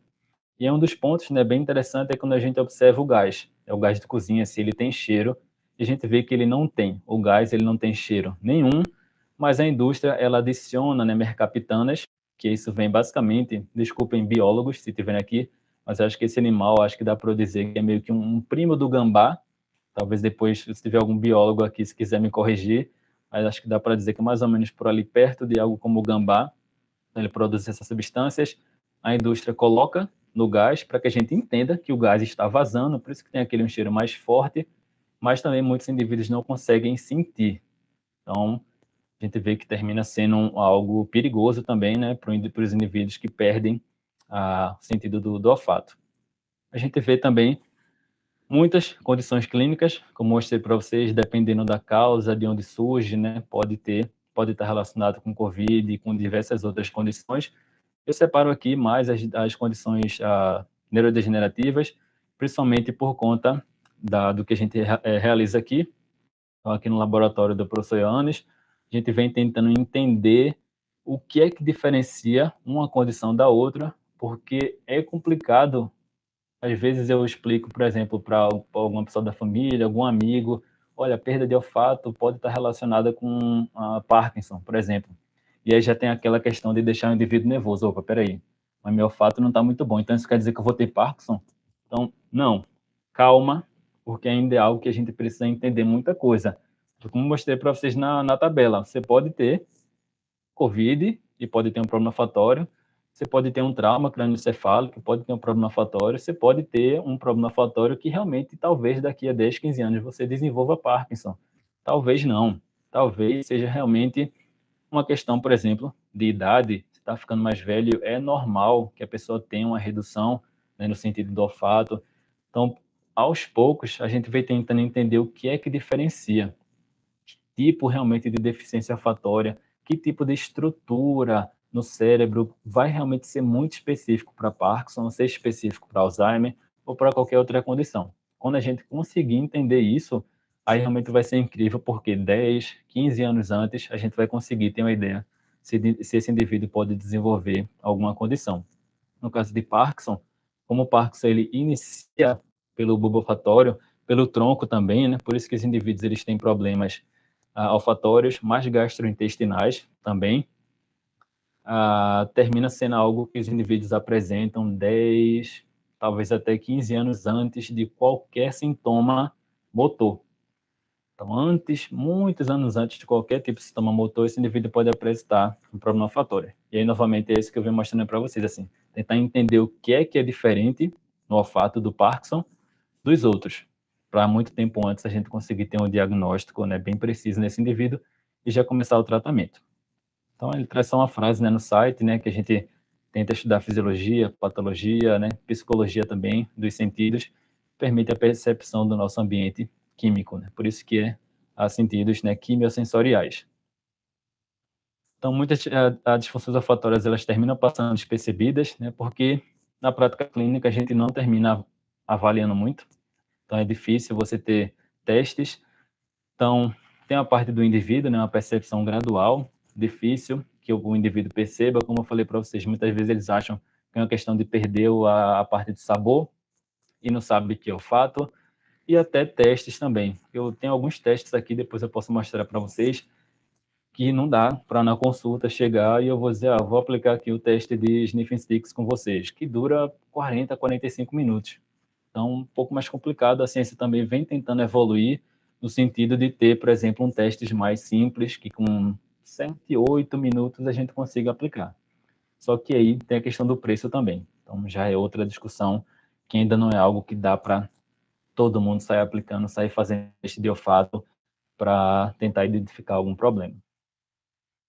Como avaliar, né, que é o que eu vou mostrar para vocês. Eu posso até, por conta do tempo, deixar para mostrar depois, a gente tirar algumas dúvidas, eu posso mostrar aqui o que eu tenho, o que eu vou usar no meu projeto, por exemplo, que está aqui do meu lado, são diversas canetas e outros testes também. Esse que está aparecendo aqui é o teste do UPSIT, que é esse daqui. A gente consegue, basicamente, não sei se vocês estão vendo aqui, Aqui eu faço um pequeno risco, você risca aqui com um lápis mesmo, e você consegue identificar e dizer para mim o que é que você está sentindo. E aí tem vários, tem alguns, acho que tem em torno de 20 itens, se eu não me engano, e você vai no final ter uma classificação. É isso, esse aqui tem 20. Então aqui daria para fazer, mas um desse aqui custa, pelo menos a última vez que eu vi, acho que $30. Então é complicado. A gente usa uma vez só, pagar $30 para o indivíduo. Então ainda tem essa questão de ser algo que não é tão barato para a gente estar aplicando na parte clínica. Aqui os Sniffing Sticks, que foi desenvolvido por Hummel, eu mostrei para vocês que foi o supervisor que foi o supervisor do meu supervisor durante o doutorado dele. São várias canetas, eu posso mostrar depois para vocês aqui também. Basicamente é como se fosse um piloto, acho que vocês conseguem observar aqui, que a gente vai pedir para o indivíduo cheirar. A gente tem alguns testes, consegue com esses sniffing sticks avaliar limiar, a gente avalia a detecção também, avalia discriminação, identificação. Então, dependendo do teste que a gente faça, a gente tem diferentes respostas. Aqui a gente tem também algumas garrafas que a gente consegue avaliar a função retronasal. Então, tem garrafinha aqui, acho que dá para vocês verem. A gente coloca isso aqui, basicamente é algo parecido com isso, e o indivíduo vai sugar para a gente fazer o teste, né, do retronasal. O sniffing sticks, no caso, seria o ortonasal, né, que vai pelo nariz. Tem alguns outros testes também de lateralização que eu mostrei para vocês. Aqui tem algumas substâncias que são mais trigeminais, então como o mentol. Então aqui a gente consegue fazer um teste para avaliar a parte do trigeminal. É um teste simples, mas bem eficaz. Outros testes também que a gente termina fazendo, aqui tem algumas substâncias. Aqui dentro tem 4 substâncias. Então a ideia é a gente dar um papel para o indivíduo, que ele tem algumas opções, e ele consegue, a ideia aqui é tentar identificar, né, quais são as 4 substâncias, então é um pouco mais complicado, tem que ter um repertório fotório um pouco melhor, né, uma detecção boa. Mas enfim, são muitos e muitos testes que a gente consegue fazer. Até a parte de percepção de sabor também. Então aqui vocês observam, são alguns pós que eles não têm cheiro nenhum. Então, os indivíduos muitas vezes conseguem colocar na língua, né, e ver se a percepção de sabor está boa ou não, e tem nenhum tipo de influência do olfato. E aí, como eu falei para vocês, na parte do tempo. Depende muito do tempo, tem teste que 8, 10 minutos a gente faz, tem teste que é 45 minutos. E também, como eu mostrei para vocês, não são tão baratos. Um kit aqui dos Sniffing Sticks, dessas canetinhas daqui, a gente comprou agora, foi $1.650. Então também não é algo muito barato e tem validade. Então tem teste dela aqui que dura em torno de 9 meses só. E aí você já precisa comprar outro kit. Então a gente ainda tem esse problema. Testes também que dá para fazer. Então vocês vão conseguir observar teste feito em crianças, 30 a 48 meses, testes em algumas condições, né, mais específicas, como aí do autismo. Daria para adaptar e fazer muitos testes. Vai depender também, né, do nível de comprometimento desses indivíduos. Tem muita coisa sendo evoluída nesse sentido também.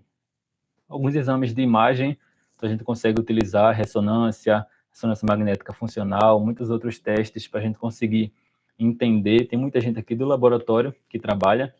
A melhor pessoa aqui para falar para você sobre isso seria Federico, que ele é italiano. E aí, todo dia que eu chego no laboratório, ele está aqui 2 vezes na semana porque ele fica em Montreal. Toda vez que eu vejo no laboratório, ele está lá com a tela e com o exame de imagem, e ele vem fazendo alguns avanços sobre isso com relação à parte de softwares, digamos assim, que daria para utilizar inteligência artificial, juntar vários artigos e construir imagens, é algo realmente incrível. Eu queria ter um vídeo dele explicando isso para conseguir mostrar para vocês. Mas quem tiver muito interesse de estudar isso, eu posso depois, né, passar o contato dele, ou vocês entram em contato comigo, que aquele realmente seria a melhor pessoa para destrinchar tudo sobre neuroimagem para vocês, com relação, né, à avaliação das estruturas de olfato. O tratamento do olfato vai depender muito, né, das causas. Vou mostrar mais na frente até um resumo. Vai depender se são causas sinonasais, não sinonasais, e aí tem a parte de tratamento medicamentoso. Também não vou entrar muito nesse sentido com vocês, né, de falar muito, até porque eu sou nutricionista, não trabalho com medicamentos. Mas o que a gente tem hoje em dia, que é bem importante, também foi desenvolvido por Hummel, é o treinamento olfatório, e é muito simples. Basicamente, a gente utiliza 4 odores diferentes.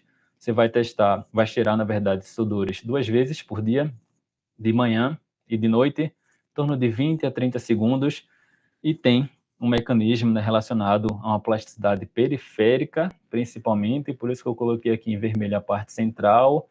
Teoricamente, o treinamento olfatório não esteja muito relacionado, parece estar relacionado mais com a plasticidade periférica, e uma possibilidade também da gente utilizar muitos diferentes odores. Não precisa ser necessariamente rosa, eucalipto, limão e cravo, pode ser outros, mas eles vão no mesmo sentido, e eu vou mostrar para vocês o que isso significa.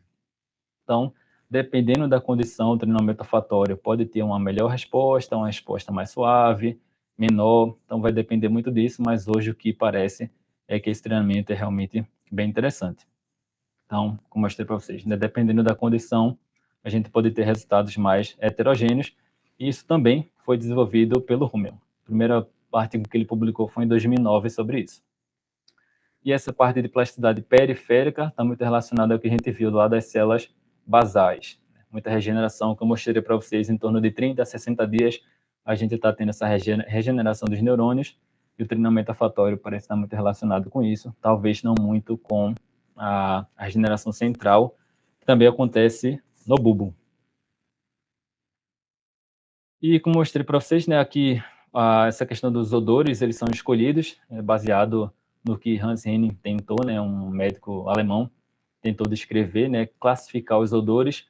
Então a gente vê, por exemplo, aqui uma classificação, né, em algo que é mais, por exemplo, mais frutado, mais cítrico, algo que puxa mais para rosa, algo que puxa mais para o picante ou para a especiaria, e algo que puxa mais para o resinoso. Então vocês vão ver muitos outros treinamentos olfatórios que vão trocar esses 4, mas que termina tentando ter esse tipo de classificação para que você tenha realmente odores diferentes nesse treinamento e possa ter realmente, né, um repertório melhor. Outras abordagens também a gente tem, né, vitamina A, citrato de sódio, ômega 3. Esse ponto, como nutricionista, termina me chamando muita atenção. A gente sabe que ômega 3 termina sendo muito utilizado, né, para a parte de inflamação. Então é algo que chama atenção, que pode ser utilizado, os nutricionistas que estão aqui podem pensar, né, nessa parte do, principalmente do equilíbrio que a gente tenta ter, né, na dieta de ômega 3 para ômega 6, como algo realmente neuroprotetor para o olfato também. Alguns outros projetos tentando fazer algo que seria semelhante, né, a um aparelho que poderia ajudar esses indivíduos, né, a ter um olfato, e principalmente vai muito naquele sentido de proteção do indivíduo mesmo, desse algo que ele possa estar num ambiente mais seguro, que se tem um vazamento de gás, se ele não sente, o aparelho vai indicar para ele que está tendo um vazamento de gás, ou se ele quer se alimentar em algum lugar e está desconfiando da comida, isso pode ter algum tipo de informação para ele se aquele alimento está bom para consumo ou não. Então, são muitas aplicações. Tem uma parte de plaqueta também, a plasma, né, rico em plaquetas, fazendo algumas intervenções, poderia estar relacionado aí também com essa regeneração. Então, tem muita coisa que vem sendo feita. Aqui, vocês conseguem ter uma publicação de aqueles papéis de posicionamento, que traz um resumo, né? Teve a participação do professor Ioannis, do professor Rummel também, outros diversos indivíduos que vocês podem ver também, que são pessoas bem importantes nessa área de olfato. E aqui é basicamente um resumo do que eu venho mostrando para vocês, né, de como começaria esse tratamento, de entender qual é o histórico do indivíduo, fazer exames, fazer testes de olfato, talvez também fazer testes de percepção de sabor, e posteriormente eles indicam talvez algumas técnicas, né, alguns exames de imagem que poderiam ser mais indicados para uma condição ou outra, e o que eu destaquei para vocês, né, do treinamento olfatório, que mais ou menos, né, significante, né, sendo algo importante, ele sempre aparece, né, para praticamente todas as condições. Então, o olfato, por conta desse sentido que eu estava falando para vocês, de ainda ser algo talvez caro, né, de ter testes que são caros, da gente não conseguir avaliar muita coisa, surge um tratamento que dá para dizer assim, completamente acessível. Muitas vezes com o que você tem em casa, tudo bem que talvez a compra de um óleo essencial seja melhor, por conta da concentração ser um pouco maior, os artigos demonstrando que uma concentração maior pode ter uma regeneração melhor, né? Mas, de maneira geral, é um tipo de treinamento que talvez no futuro a gente veja algo parecido com a academia. no sentido da gente entender, opa, a gente tem que treinar nosso músculo todo dia, ou 4, 5 vezes na semana, né? Independente, a gente entende que hoje a gente precisa muito dessa musculação, quando a gente observa os indivíduos mais velhos, né, com sarcopenia, essa perda da massa muscular. Então, talvez no futuro a gente tenha algo parecido para o olfato também, dos indivíduos entendendo da importância, né, de ter um olfato melhor e realizar esse treinamento olfatório todo dia, ou pelo menos ter essa estrutura de, não, 4, 5 vezes na semana eu vou estar treinando meu olfato, né, aumentando meu repertório e, querendo ou não, fortalecendo para quem sabe no futuro, se eu tiver uma Covid ou se eu tiver algum outro problema, esse problema ser menor no caso, porque o olfato já estaria com um repertório muito maior, já estaria com uma regeneração, uma capacidade de regeneração bem maior. Outras descobertas também, e eu já estou finalizando a aula, a gente teve o ACAMS, que foi agora na Flórida, o pessoal acabou de voltar semana passada, e muita coisa sendo publicada lá. O professor Ioannis terminou eles apresentaram um pôster lá, né? Então tanto o professor Ioannis quanto o professor Thomas Hummel, para você ver como é um evento bem grande, eles vão lá e apresentam até pôster, aqui relacionado mais com a dieta, é uma área que eu gosto muito, que eu vou terminar estudando mais aqui, e o do Hummel mostrando o desenvolvimento de um relógio olfatório, que vai muito nesse sentido que eu falei para vocês, de ter essa capacidade do indivíduo dar com um relógio e ver, por exemplo, se um alimento, né, seria bom para ele consumir, né, se estaria em condições adequadas para ele consumir, ou entender perigos, né, do ambiente, como eu falei para vocês, de um vazamento de gás. Então, tem muita coisa sendo realizada nesse sentido. E onde eu entro nessa história, é mais em aspectos nutricionais e endócrinos. Então, a gente terminou publicando, antes de eu vir para cá, né, publiquei essa revisão. Meu projeto está muito relacionado com grelina, mas a grelina também tem uma relação bidirecional com o olfato, e também outros, né, relacionados mais à parte da utilização de grelina como intervenção para o Parkinson, né, modelos experimentais.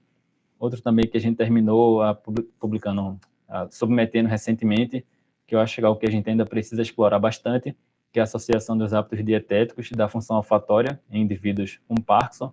A gente entende que é uma área que ainda precisa ser explorada bastante. É o que eu vou tentar explorar aqui no projeto. E a gente tem a participação de alguns outros indivíduos, Sônia, que é enfermeira, vai estar com a gente para tirar o sangue dos indivíduos, e a Shalini, que é uma estudante de doutorado, ela veio da Índia, ela já está aqui acho que desde 2022, ela vai trabalhar comigo nesse projeto. Então vocês veem que no meu projeto tem, né, testes de olfato, dos sniffing sticks, tem a parte do retronasal, que eu mostrei para vocês da garrafinha, tem a coleta de sangue, que eu vou avaliar as concentrações de grelina, e outros questionários também que estão relacionados mais com a parte de hábitos dietéticos. Então, como eu mostrei para vocês no início, né, o olfato no meu projeto entra como algo bem importante, mas o central, né, em todos os dados a gente vai fazer muitas correlações com os dados de grelina. E, bom, e aí para finalizar, né, eu queria mostrar para vocês esse sentido, né, de 22% da população, né, tem algum distúrbio olfatório, né, a maioria não sabe, então acho que isso realmente mostra para a gente, assim, né, sobre como a gente valoriza, como a gente investiga, né, esse sentido que a gente terminou ignorando bastante, pelo menos nas últimas décadas, e acho que a história do olfato ele mostra, né, como esse conhecimento científico se constrói, né, observação, cultura, evidência empírica, tecnologia e muita reflexão epistemológica. Então aqui está um contato, que quem quiser entrar direto, né, com o professor Ioannis, quem não quiser, me desculpe o tamanho do e-mail, mas a universidade daqui não segue a UFPE, a UFPE, né, faz mais simples, né, coloca o seu primeiro e último nome, a daqui olhou para o meu nome todo e falei, por que não, né, colocar o nome dele todinho no e-mail. Então, sempre que eu tenho que passar o e-mail para alguém é complicado. O pessoal fica, não, é melhor você escrever aqui que fica mais fácil. Mas, de maneira geral, é isso que eu queria passar para vocês, né? Agradeço novamente o convite. E ainda tem algumas coisas aqui que eu quero mostrar para vocês, né? Acho que dá tempo da gente conversar mais um pouquinho sobre isso. Aqui o Drive, que eu vou mandar para vocês, eu posso mandar esse link no chat, que vocês conseguem ver os artigos. Achei melhor do que colocar a lista aqui, eu separei, né? Tem alguns pontos. Vocês podem ver, quem quiser ler. Se não encontrar algum artigo que eu tenha utilizado na aula que vocês têm interesse, pode mandar e-mail, que aí eu coloco o artigo no Drive e aí vocês ficam com acesso livre. É isso. Obrigado. Muito obrigada, Henrique, pela ótima apresentação. Excelente, Henrique, parabéns. Muito obrigada. Obrigado. Nossa, toda essa parte científica e a importância da olfação e todos esses avanços epistemológicos durante as décadas. Queria primeiro agradecer a presença, deu aqui uma saída, mas estava aqui o professor Alcides, do Departamento de Nutrição, que estava assistindo a sua aula, Henrique, também está o professor Omar, do México, mas não sei se teve algum problema na internet, que saiu, mas também quero agradecer a presença, e também a professora Nelissa também pela presença. E antes de começar, Henrique, com as perguntas, primeiro vou fazer minhas perguntas e depois abro aqui espaço para os demais. O professor quer falar, professor? Eu queria agradecer a Henrique, né, pela palestra e dizer que desde o primeiro momento que você teve contato com a questão do olfato, até hoje, eu acho que você se tornou um expert nesse negócio, entendeu? E, bom, mas eu não vou fazer perguntas agora, não, porque eu vou deixar o pessoal perguntar. Aí depois eu talvez entre de novo, viu? Tá certo. Tá certo, professor, obrigado. Bom, Henrique, eu gostaria de saber de que maneira a plasticidade neural influencia a adaptação e aprendizagem olfatória ao longo da vida. Eu te pergunto isso porque tem diferentes profissões, por exemplo, quem recolhe o lixo, Uhum. aquele indivíduo chega a uma adaptação, que ele depois não sente esse mau cheiro, mas quem não está adaptado vai sentir esse cheiro muito forte. Então, aí eu queria que você explique um pouco dessa parte científica, neural, o que acontece nessa adaptação, nesse processo. Primeiro ponto, você deu um exemplo bom, falou de lugares. Aqui, a Trois-Rivières é conhecido como um lugar que produz muito papel. E agora, no verão, não é bem verão, começou a primavera, mas as fábricas voltaram com tudo. E as fábricas, elas terminam produzindo compostos que são mais sulfurados. E a gente, na cidade inteira, tá com um cheiro que lembra, para mim, muito fezes de gato. Então, foi o que você falou, muitos indivíduos que trabalham nesses lugares. Eu pensava, eu juro a você que eu pensava, falei para alguns amigos, na primeiro dia que eu saí, que eu senti o cheiro, eu tinha certeza que eu tinha sentado em cocô de gato. Sendo bem sincero, eu parei, eu estava vindo de bicicleta, eu parei a bicicleta, eu vi minha calça, olhei a bicicleta e não tinha nada.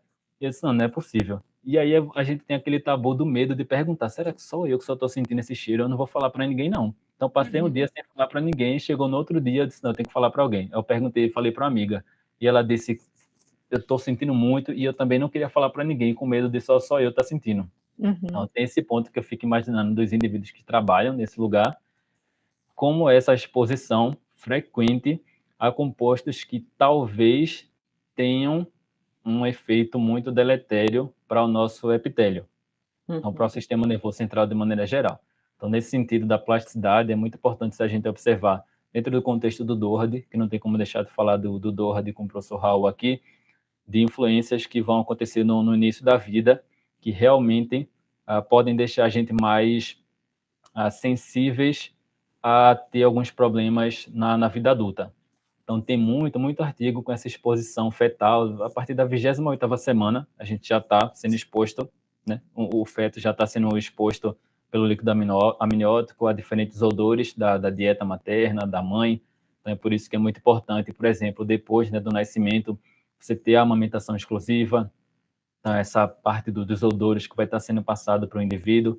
Então, a gente vem observando que no início da vida é muito importante você ter esse repertório olfatório para que você possa realmente crescer, né, e ter essa adaptação, ter uma neurogênese muito mais funcional. E é possível, sim, que indivíduos, por exemplo, que agora que passaram pela Covid, a gente tem essa diferença de indivíduos que conseguiram recuperar muito bem o olfato e indivíduos que não conseguiram tanto, talvez por conta do que eles passaram lá no início da vida, ou também, como você falou, por conta deles estarem expostos, né, dependendo do ambiente, a ter muitos problemas, né, olfatórios, né, no epitélio, ou a parte do sistema nervoso central também.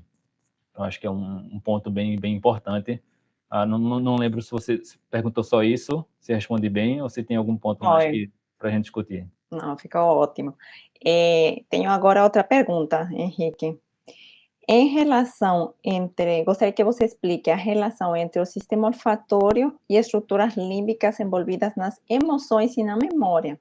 Perfeito. Assim, o cheiro, por exemplo, a comida, o cheiro da comida que reflete aquelas memórias, que está Uhum. essa relação que você trouxe tão claramente a parte da alimentação, do sentido da gustação com a olfação, e que isso remete a memórias. Então eu queria que você explique um pouco sobre isso, Henrique.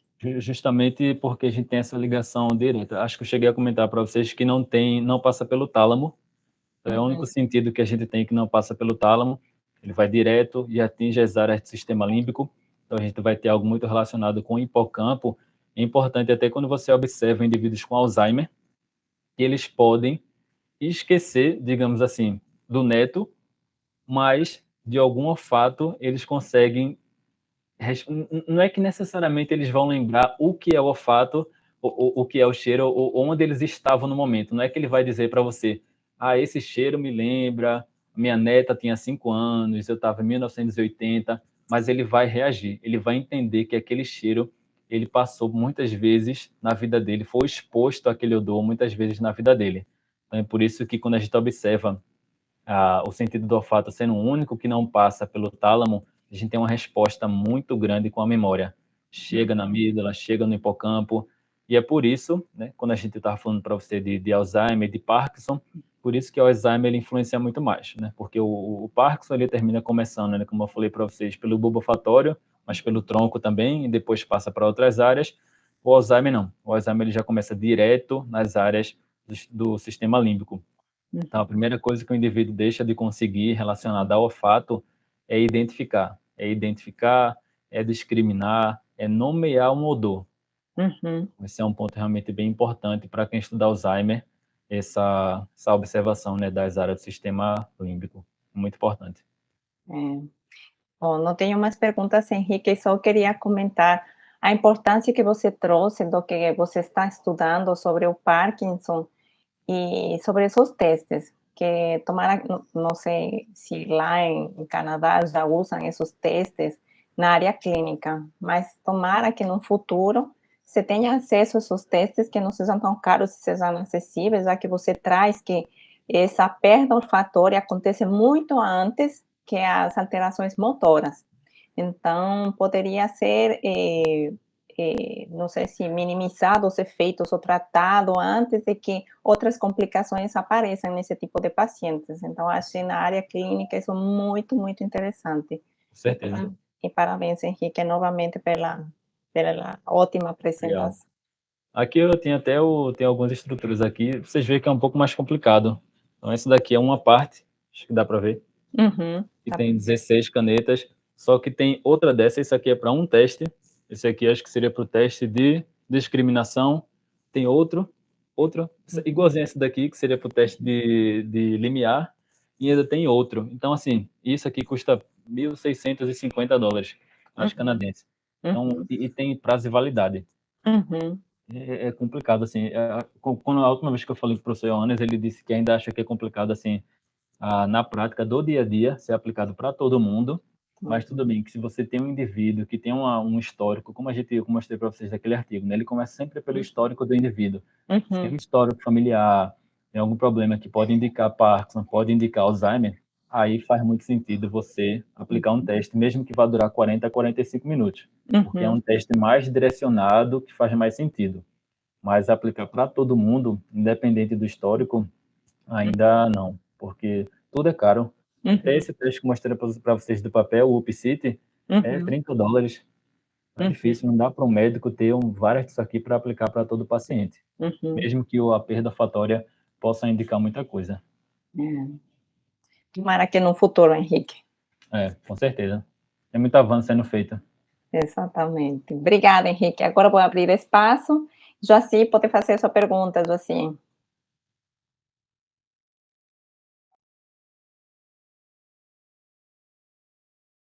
Olha, são 2h30, é uma hora menos só.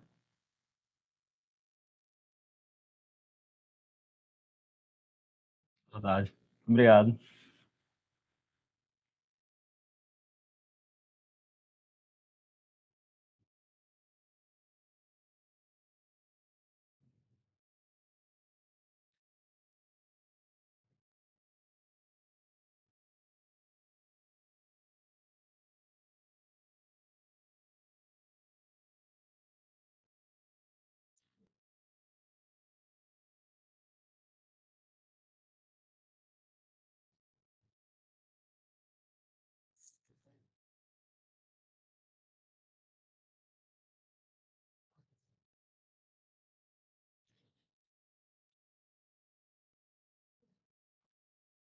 Uhum.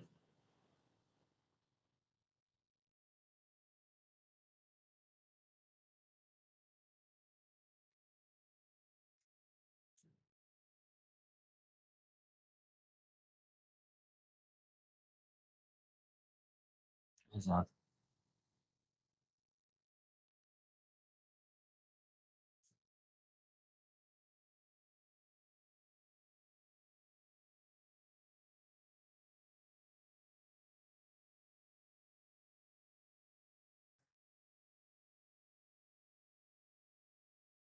Uhum. É.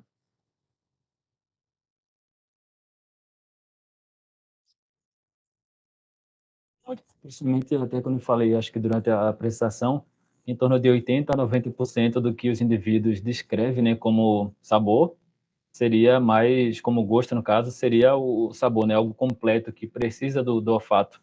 Então foi até o teste que eu mostrei para vocês com as balinhas que a gente pede para o pessoal, né, começar a mastigar com o nariz fechado, que eles dificilmente vai conseguir identificar o que é, mas eles conseguem indicar que é algo doce, que é algo salgado, mas só quando eles abrem, né, o nariz, aqui eles conseguem indicar o que é. Então, não sei se eu concordo exatamente com essa questão de juntar os dois, porque realmente, até pela parte de, se você for estudar a parte de fisiologia, de como tudo funciona, é algo um pouco, de certa forma, diferente. Ambos são quimioreceptores, então respondem a sinais químicos, mas tem distinções importantes e tem algumas condições também que os indivíduos poderiam apresentar algum problema relacionado à percepção de sabor.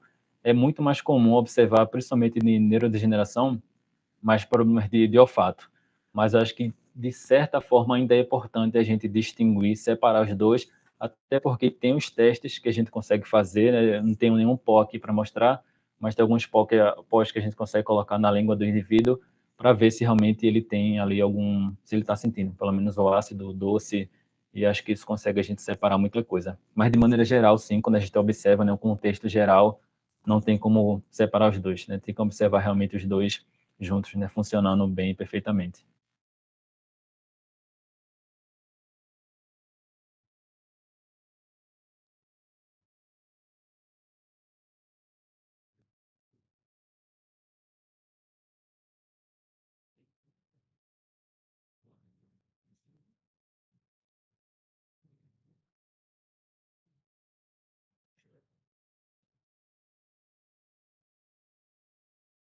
Uhum.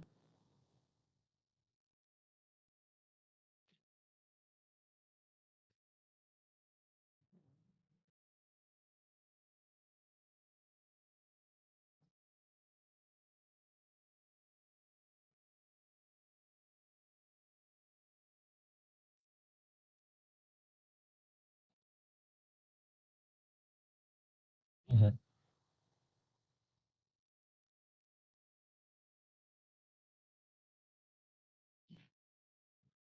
Exato. Tem muito animal também que deixou de ter. Tipo, o golfinho, se eu não me engano, novamente biólogos, se estiverem aqui e quiserem me ajudar, acho que o golfinho ele não tem o olfato, acho que ele tem a ecolocalização, se eu não me engano, né, que ele tem algo relacionado à emissão de alguma onda, acho que é bem interessante. Então, durante aquele artigo, se tu quiser dar uma olhada depois, mais especificamente, depois a gente pode conversar mais sobre isso, fala muito dessas divisões das espécies mesmo, do Nimura, que eu falei para tu, né? Falei para vocês de maneira geral, obviamente. Então, essa divisão de por que algumas espécies, de que tem muita coisa semelhante entre a gente, né, do olfato, mas que muitas espécies realmente foram para lados completamente opostos, de não ter olfato de maneira nenhuma, e de outras que desenvolveram olfato, né, por exemplo, como o cachorro, né, que são capazes de sentir tudo, praticamente tudo. Então, acho que é um ponto bem interessante para a gente estudar. Sim. Obrigado. Valeu, você também. Obrigada, Josi, pela pergunta. Agora vou passar com a pergunta de Samantha. Samantha, pode perguntar. Oi, Henrique. Oi. Obrigada pela palestra, viu? Foi interessante. E a minha pergunta é que, assim, a gente tem uma percepção subjetiva sobre cheiros. Por cada um, de acordo com sua história de vida, entende, percebe um cheiro como bom ou ruim, né? Falasse sobre o cominho, não gosta muito de cominho, para mim já me remete muito à minha mãe, né? Que é o tempero que ela mais usa para cozinhar.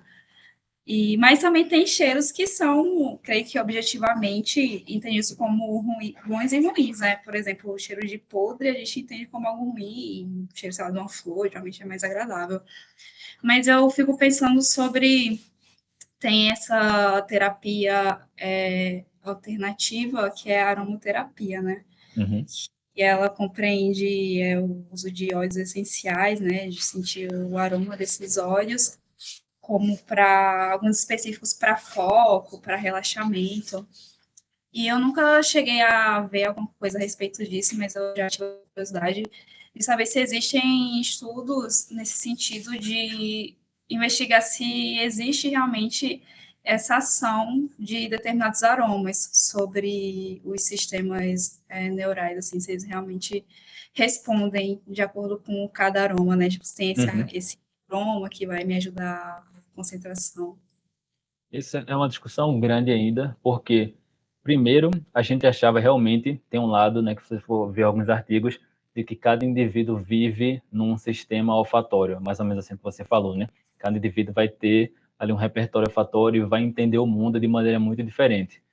Noah Sobel, que é o daquele que eu mostrei que fez os estudos com indivíduos para ver se eles têm uma capacidade olfatória semelhante a cachorro, ele já tem muito dado mostrando muito sentido de que talvez não seja tão assim, talvez os cheiros sejam muito mais semelhantes para os indivíduos do que a gente achava anteriormente, então esse é o primeiro ponto, parece realmente que a gente entende o mundo de maneira semelhante, mesmo que existam essas pequenas exceções do cominho ou de algum outro cheiro que o indivíduo pode achar agradável ou desagradável, que, como você falou, realmente vai depender muito do contexto do indivíduo. Mas esse segundo ponto, eu não sei dizer se teria odores específicos para determinadas reações, talvez aprendidas. Se a gente pensar que seriam reações mais aprendidas, sim, por conta da nossa cultura, de ter algum cheiro que vai ser mais desagradável, que pode afetar, ativar alguma área que a gente vai ter uma repulsa e não vai ser muito interessante, e algum outro cheiro que tem algo muito mais agradável, contextualmente, né, e culturalmente, a gente considera esse cheiro mais agradável, e ele pode ativar áreas que você vai realmente ficar muito mais relaxado. Mas eu não sei se daria para a gente considerar moléculas que são independente do seu contexto, independente da sua vivência, ser classificada, sabe, como ruim, como boa, ou ativando áreas diferentes que vai trazer uma repulsa ou vai trazer algo mais agradável. Acho que tem muita ainda coisa para ser feita, até porque tem uma área que eles chamam, quando eu mostrei para vocês os receptores olfatórios, que eu mostrei que os receptores, os neurônios têm um tipo de receptor que pode responder a diferentes moléculas.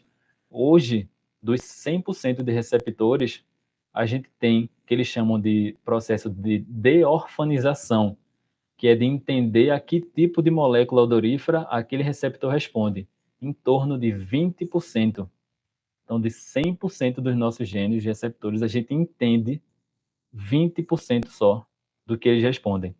Então, acho que realmente a gente ainda precisa entender muita coisa para ter essas respostas mais relacionadas a odores, ativando relacionadas às áreas. Acho que vai muito por aí, ainda tem muita coisa realmente. Obrigada, muito interessante essa relação com a memória, né, do olfato. Também queria aproveitar para mandar um abraço para a Bárbara, que está aqui presente, e para a Renata. E obrigada, Henrique. Nada? Obrigada, Samantha, pela pergunta. Agora vamos passar com Marcos. Pode fazer essa pergunta, Marcos. Henrique, boa tarde, parabéns pela palestra. Então, no âmbito da tua pesquisa, há alguns artigos mostrando a presença precoce de proteína alfa-nucleína no desenvolvimento. Por favor, não deu para entender. No âmbito da tua pesquisa, artigos mostrando a presença precoce de proteína alfa-nucleína no desenvolvimento nos indivíduos. Tá. Da acumulação da proteína. Isso. Isso. No bulbo fatório no início. Isso, bulbo fatório e vai mais para o tronco também. Por isso que eles vão apresentar desde o início, antes de qualquer sintoma motor, pode chegar até 10 anos antes de qualquer sintoma motor, eles apresentam problemas olfatórios. Já por conta dessa questão da neurodegeneração no bulbo olfatório, em área do tronco também, que aí vai estar relacionado com a parte gastrointestinal. Então, sempre que você vê Parkinson, vai estar citando 80, 90% dos indivíduos já apresentam problemas olfatórios e gastrointestinais antes de qualquer sintoma motor. E outra pergunta, na tua opinião, como estimular o uso de testes olfativos como ferramenta diagnóstica, sendo que o olfato em si é uma experiência subjetiva? Esse ponto. Primeiro, esse ponto que eu estava conversando com o Samantha, talvez ele não seja tão subjetivo assim como a gente achava que ele era. Talvez realmente a gente tenha respostas mais semelhantes para isso. Mas, de maneira geral, eu acho que na prática, talvez a resposta não seja em utilizar, por exemplo, testes. Você comprar testes que são mais caros. Talvez seja da gente mudar as perguntas que a gente faz para os indivíduos. Da gente entender como perguntar para ele entender melhor o que a gente está querendo saber. Para ir realmente com alguns questionários, 10 perguntas, 15 perguntas, algo que você vai fazer ali um pouco mais rápido, você conseguir entender, ok, esse indivíduo realmente talvez tenha algum problema olfatório. Então, acho que inicialmente, na parte clínica, seria esse tipo de questionário, um pouco mais direto e com perguntas melhores, com perguntas que realmente a gente consiga extrair melhor a informação do indivíduo. E aí depois, posteriormente, né, a gente espera que os testes eles sejam mais acessíveis, que talvez com um pequeno questionário que você faça com o indivíduo, que se você já ligou o alerta, você, opa, peraí, então vamos fazer um teste aqui olfatório um pouco mais rápido. Tem um teste que o pessoal consegue fazer que é com álcool. Não lembro exatamente qual álcool, mas o pessoal abre, não sei se vocês já viram uns pacotezinhos assim. Provavelmente você já, farmacêutico, acho que tem uns pacotezinhos assim, que vem com álcool, que você tá molhadinho, né, dentro, você abre e eles colocam longe. Então coloca longe, vai aproximando e vê a distância daqui de quando a pessoa consegue sentir. Então, pelo menos para um início assim, de um teste que seria de limiar olfatório, você não vai estar avaliando discriminação, não vai estar avaliando identificação, mas pelo menos de um limiar olfatório você consiga fazer e seria algo também mais barato, daria para fazer na parte clínica, né? Eu tô lembrando aqui de eu trazer temas pra gente tirar e tal, aqui, pra saber a nossa opinião. E agora, com essa maturidade, com o avanço da tua pesquisa aí no Canadá, eu queria saber, assim, quando eu reconheço o cheiro, mas eu não consigo dizer exatamente de que ponto daquele cheiro, né? Isso seria devido a um limite neurológico ou seria apenas uma questão de falta de cultura e inexperiência, na tua opinião? Repertório. Daria para dizer que é uma falta de repertório. Inclusive, Marcos, dá para dizer até que é uma questão, talvez, de uma diferença entre homem e mulher. De maneira geral, as mulheres elas desempenham melhor. Por que ainda não sabemos? Talvez porque elas têm um repertório olfatório, têm alguma coisa relacionada à parte central melhor do que os homens. Talvez só porque as mulheres prestam atenção melhor do que os homens. Então presta muito mais atenção do cara. Eu mesmo que estou fazendo uma coisa, só consigo fazer uma. Então se tem alguma mulher, ela vai estar fazendo duas, três, quatro, e ela consegue prestar atenção muito bem nas coisas. Talvez só porque a mulher ela tem um repertório semântico melhor do que o do homem. Então esse é um ponto interessante que eu queria destacar. E aí talvez no seu caso realmente seja essa questão assim de repertório, da gente você não ter sido muito exposto. E aí talvez, vou pegar aqui, nesse teste daqui seria interessante a gente fazer contigo. Esse é um teste de identificação. Então, a gente tem 16 canetas, cada uma dessas canetas daqui tem um cheiro, e aí quando eu colocar a primeira para você cheirar, eu vou te dar 4 opções. Então, aqui vai ter as opções, é porque está em francês aqui, mas vai ter as opções, e aí você vai conseguir identificar. Talvez esse teste é bom para você ver se você começa a identificação olfatória, talvez você tenha um limiar ótimo. Talvez se eu fizer o teste aqui do threshold, né, que é o limiar, talvez você tenha uma capacidade olfatória muito boa de identificar mesmo com uma concentração muito baixa, você já consegue identificar, mas não consegue dizer o que é. Então, são coisas diferentes. Gente, obrigado novamente. Parabéns pela palestra. Obrigado. Obrigada, Marcos, pela pergunta. Henrique, eu vou ler aqui umas... Professora, Tem alguém na fila para perguntar? tem umas perguntas aqui no chat. Então pergunte para ela. Bom, Depois eu pergunto. tem aqui a pergunta de Érica, Henrique. Como as experiências olfativas vivenciadas desde a gestação e na primeira infância podem influenciar o desenvolvimento infantil ao longo da vida, à luz da perspectiva do Doha? Perfeito. Foi o que eu estava falando um pouquinho, né, conversando com a Erika sobre isso, acho que uma das primeiras perguntas, que a gente já está exposto desde a 28ª semana, acho que pelo menos a partir da 28ª semana de gestação, o feto já tá exposto a esse, digamos, ambiente olfatório. Então, quanto mais cedo você tiver isso e quanto mais rico você tiver isso, talvez isso esteja relacionado também com a dieta materna, que a gente vai ter mais odores passando para o bebê. Isso vai ter essa influência gigantesca, né, do tanto no início da vida até para o longo da vida. Então, dentro desse contexto do Doherty, talvez, né, quando a gente observa os sentidos, acho que o olfato é um dos que a gente consegue conectar assim mais rapidamente com o Doherty. Principalmente quando a gente observa essa parte de doenças neurodegenerativas e diversas outras condições, né, na vida adulta que podem estar relacionadas com o olfato. Então, quem estuda diabetes também pode estar relacionado. Muita gente que estuda depressão, ansiedade, transtorno bipolar, muita coisa vai estar relacionado com o olfato. Então, realmente, essas vivências, tanto durante a gestação quanto no início da vida, são fundamentais para que a gente, como eu disse, possa ter um repertório melhor, né, olfatório, possa ter um sistema olfatório de maneira geral mais pronto para lidar com as dificuldades da vida adulta, né? Interessante, obrigada, Henrique. Tem outra pergunta da Renata Muniz. Ela pergunta: existe alguma explicação de por que não passa pelo tálamo? É uma boa pergunta. Eu não vi nenhum artigo discutindo isso especificamente, de porquê, mas talvez por uma questão realmente de evolução, de fazer sentido, de ser algo mais direto para você ter uma reação mais rápida.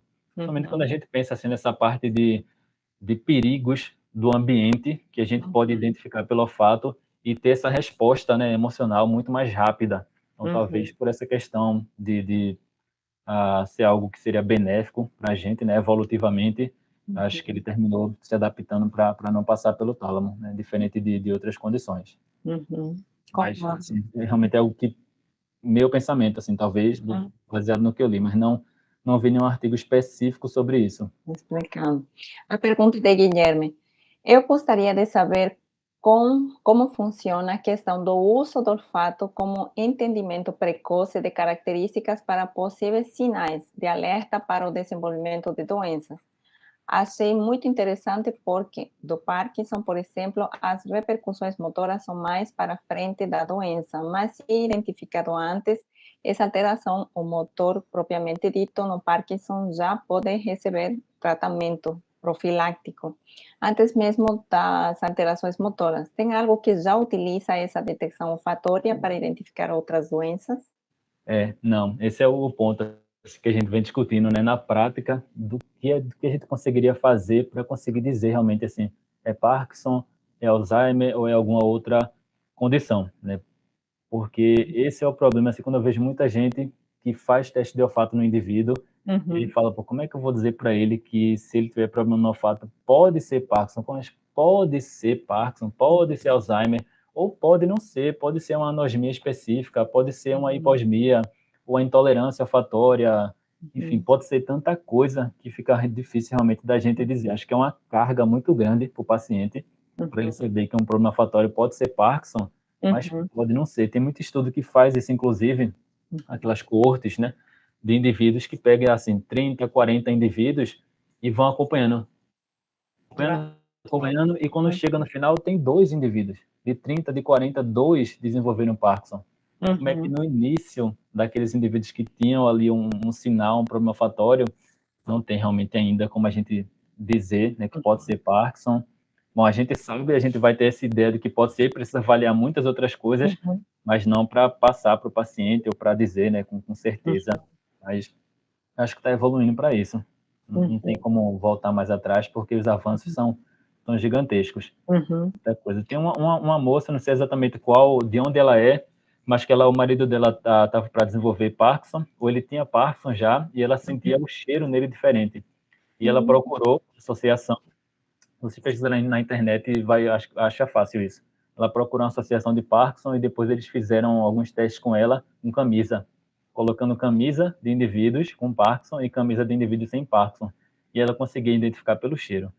Por que a gente não faz ideia? Então, a partir do momento que entender isso e conseguir identificar as doenças pelo cheiro, é um avanço gigantesco.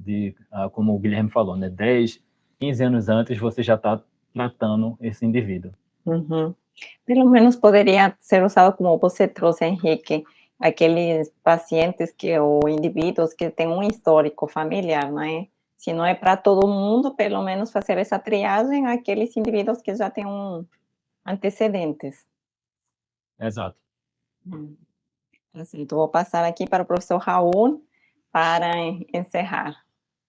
Eu não quero encerrar agora, não. Eu quero discutir um pouco com o Henrique. Olha, Henrique, é evidente que... Eu não sei se você chegou a ler todo o livro de Johannes, né? Não, ainda não. Pois é, esse livro, quando eu li pela primeira vez, e aí eu fiquei realmente muito empolgado com uma questão que me parece muito deixada de lado no mundo, né? E se é no mundo, sobretudo aqui no país, né? Que é a questão da fisiologia da olfação, né? É uma coisa realmente pouco vista. Mas o que eu quero perguntar inicialmente não é isso. Você chegando aí, você viu o quanto eu lhe acompanho desde que você saiu do curso de nutrição, um curso privado de nutrição, e foi para lá Bem, você foi meu aluno no mestrado, foi no doutorado junto com Ana, participou pelo laboratório, então eu acompanho você e sei o grande pesquisador que você se tornou, né? Mas aí eu me lembro que há um ano atrás ou mais a gente discutia muito, né, sobre como é que você vai encarar essa questão da relação com o Johannes, né, da relação aí com a nova com uma nova temática e tal. Aí eu me lembro que a gente tinha sugerido para você pensar em começar a fazer algum experimento, e aí você fez um experimento com animais, e agora e a gente, sobretudo eu, ainda continuo ignorante nisso, mas você agora tem um cabedal enorme, né, de conhecimento. E aí, como é que você vê essa questão do início da sua entrada, né, nesse mundo da olfação até agora, né? O que você ganhou? E outra questão é o seguinte: realmente a relação com o cara, porque eu sempre dizia a você, olha, esse pesquisador, ele não é só um grande pesquisador, não, ele é um homem culto, extremamente culto, extremamente generoso, não é? Então, você pode, eu dizia a você, você pode aproveitar muito disso, viu? Então, essa relação que a gente tem com o orientando, eu acho que pouca gente tem, eu sei que eu tenho, certo? Mas essa relação que mostra o lado cidadão, o lado culto da pessoa é muito importante. Eu queria que você falasse de tudo isso. Isso é a primeira a primeira espécie de pergunta, né? A segunda é uma pergunta fundamental. É claro que quando você entra nesse mundo, você se interessa por ele, não é?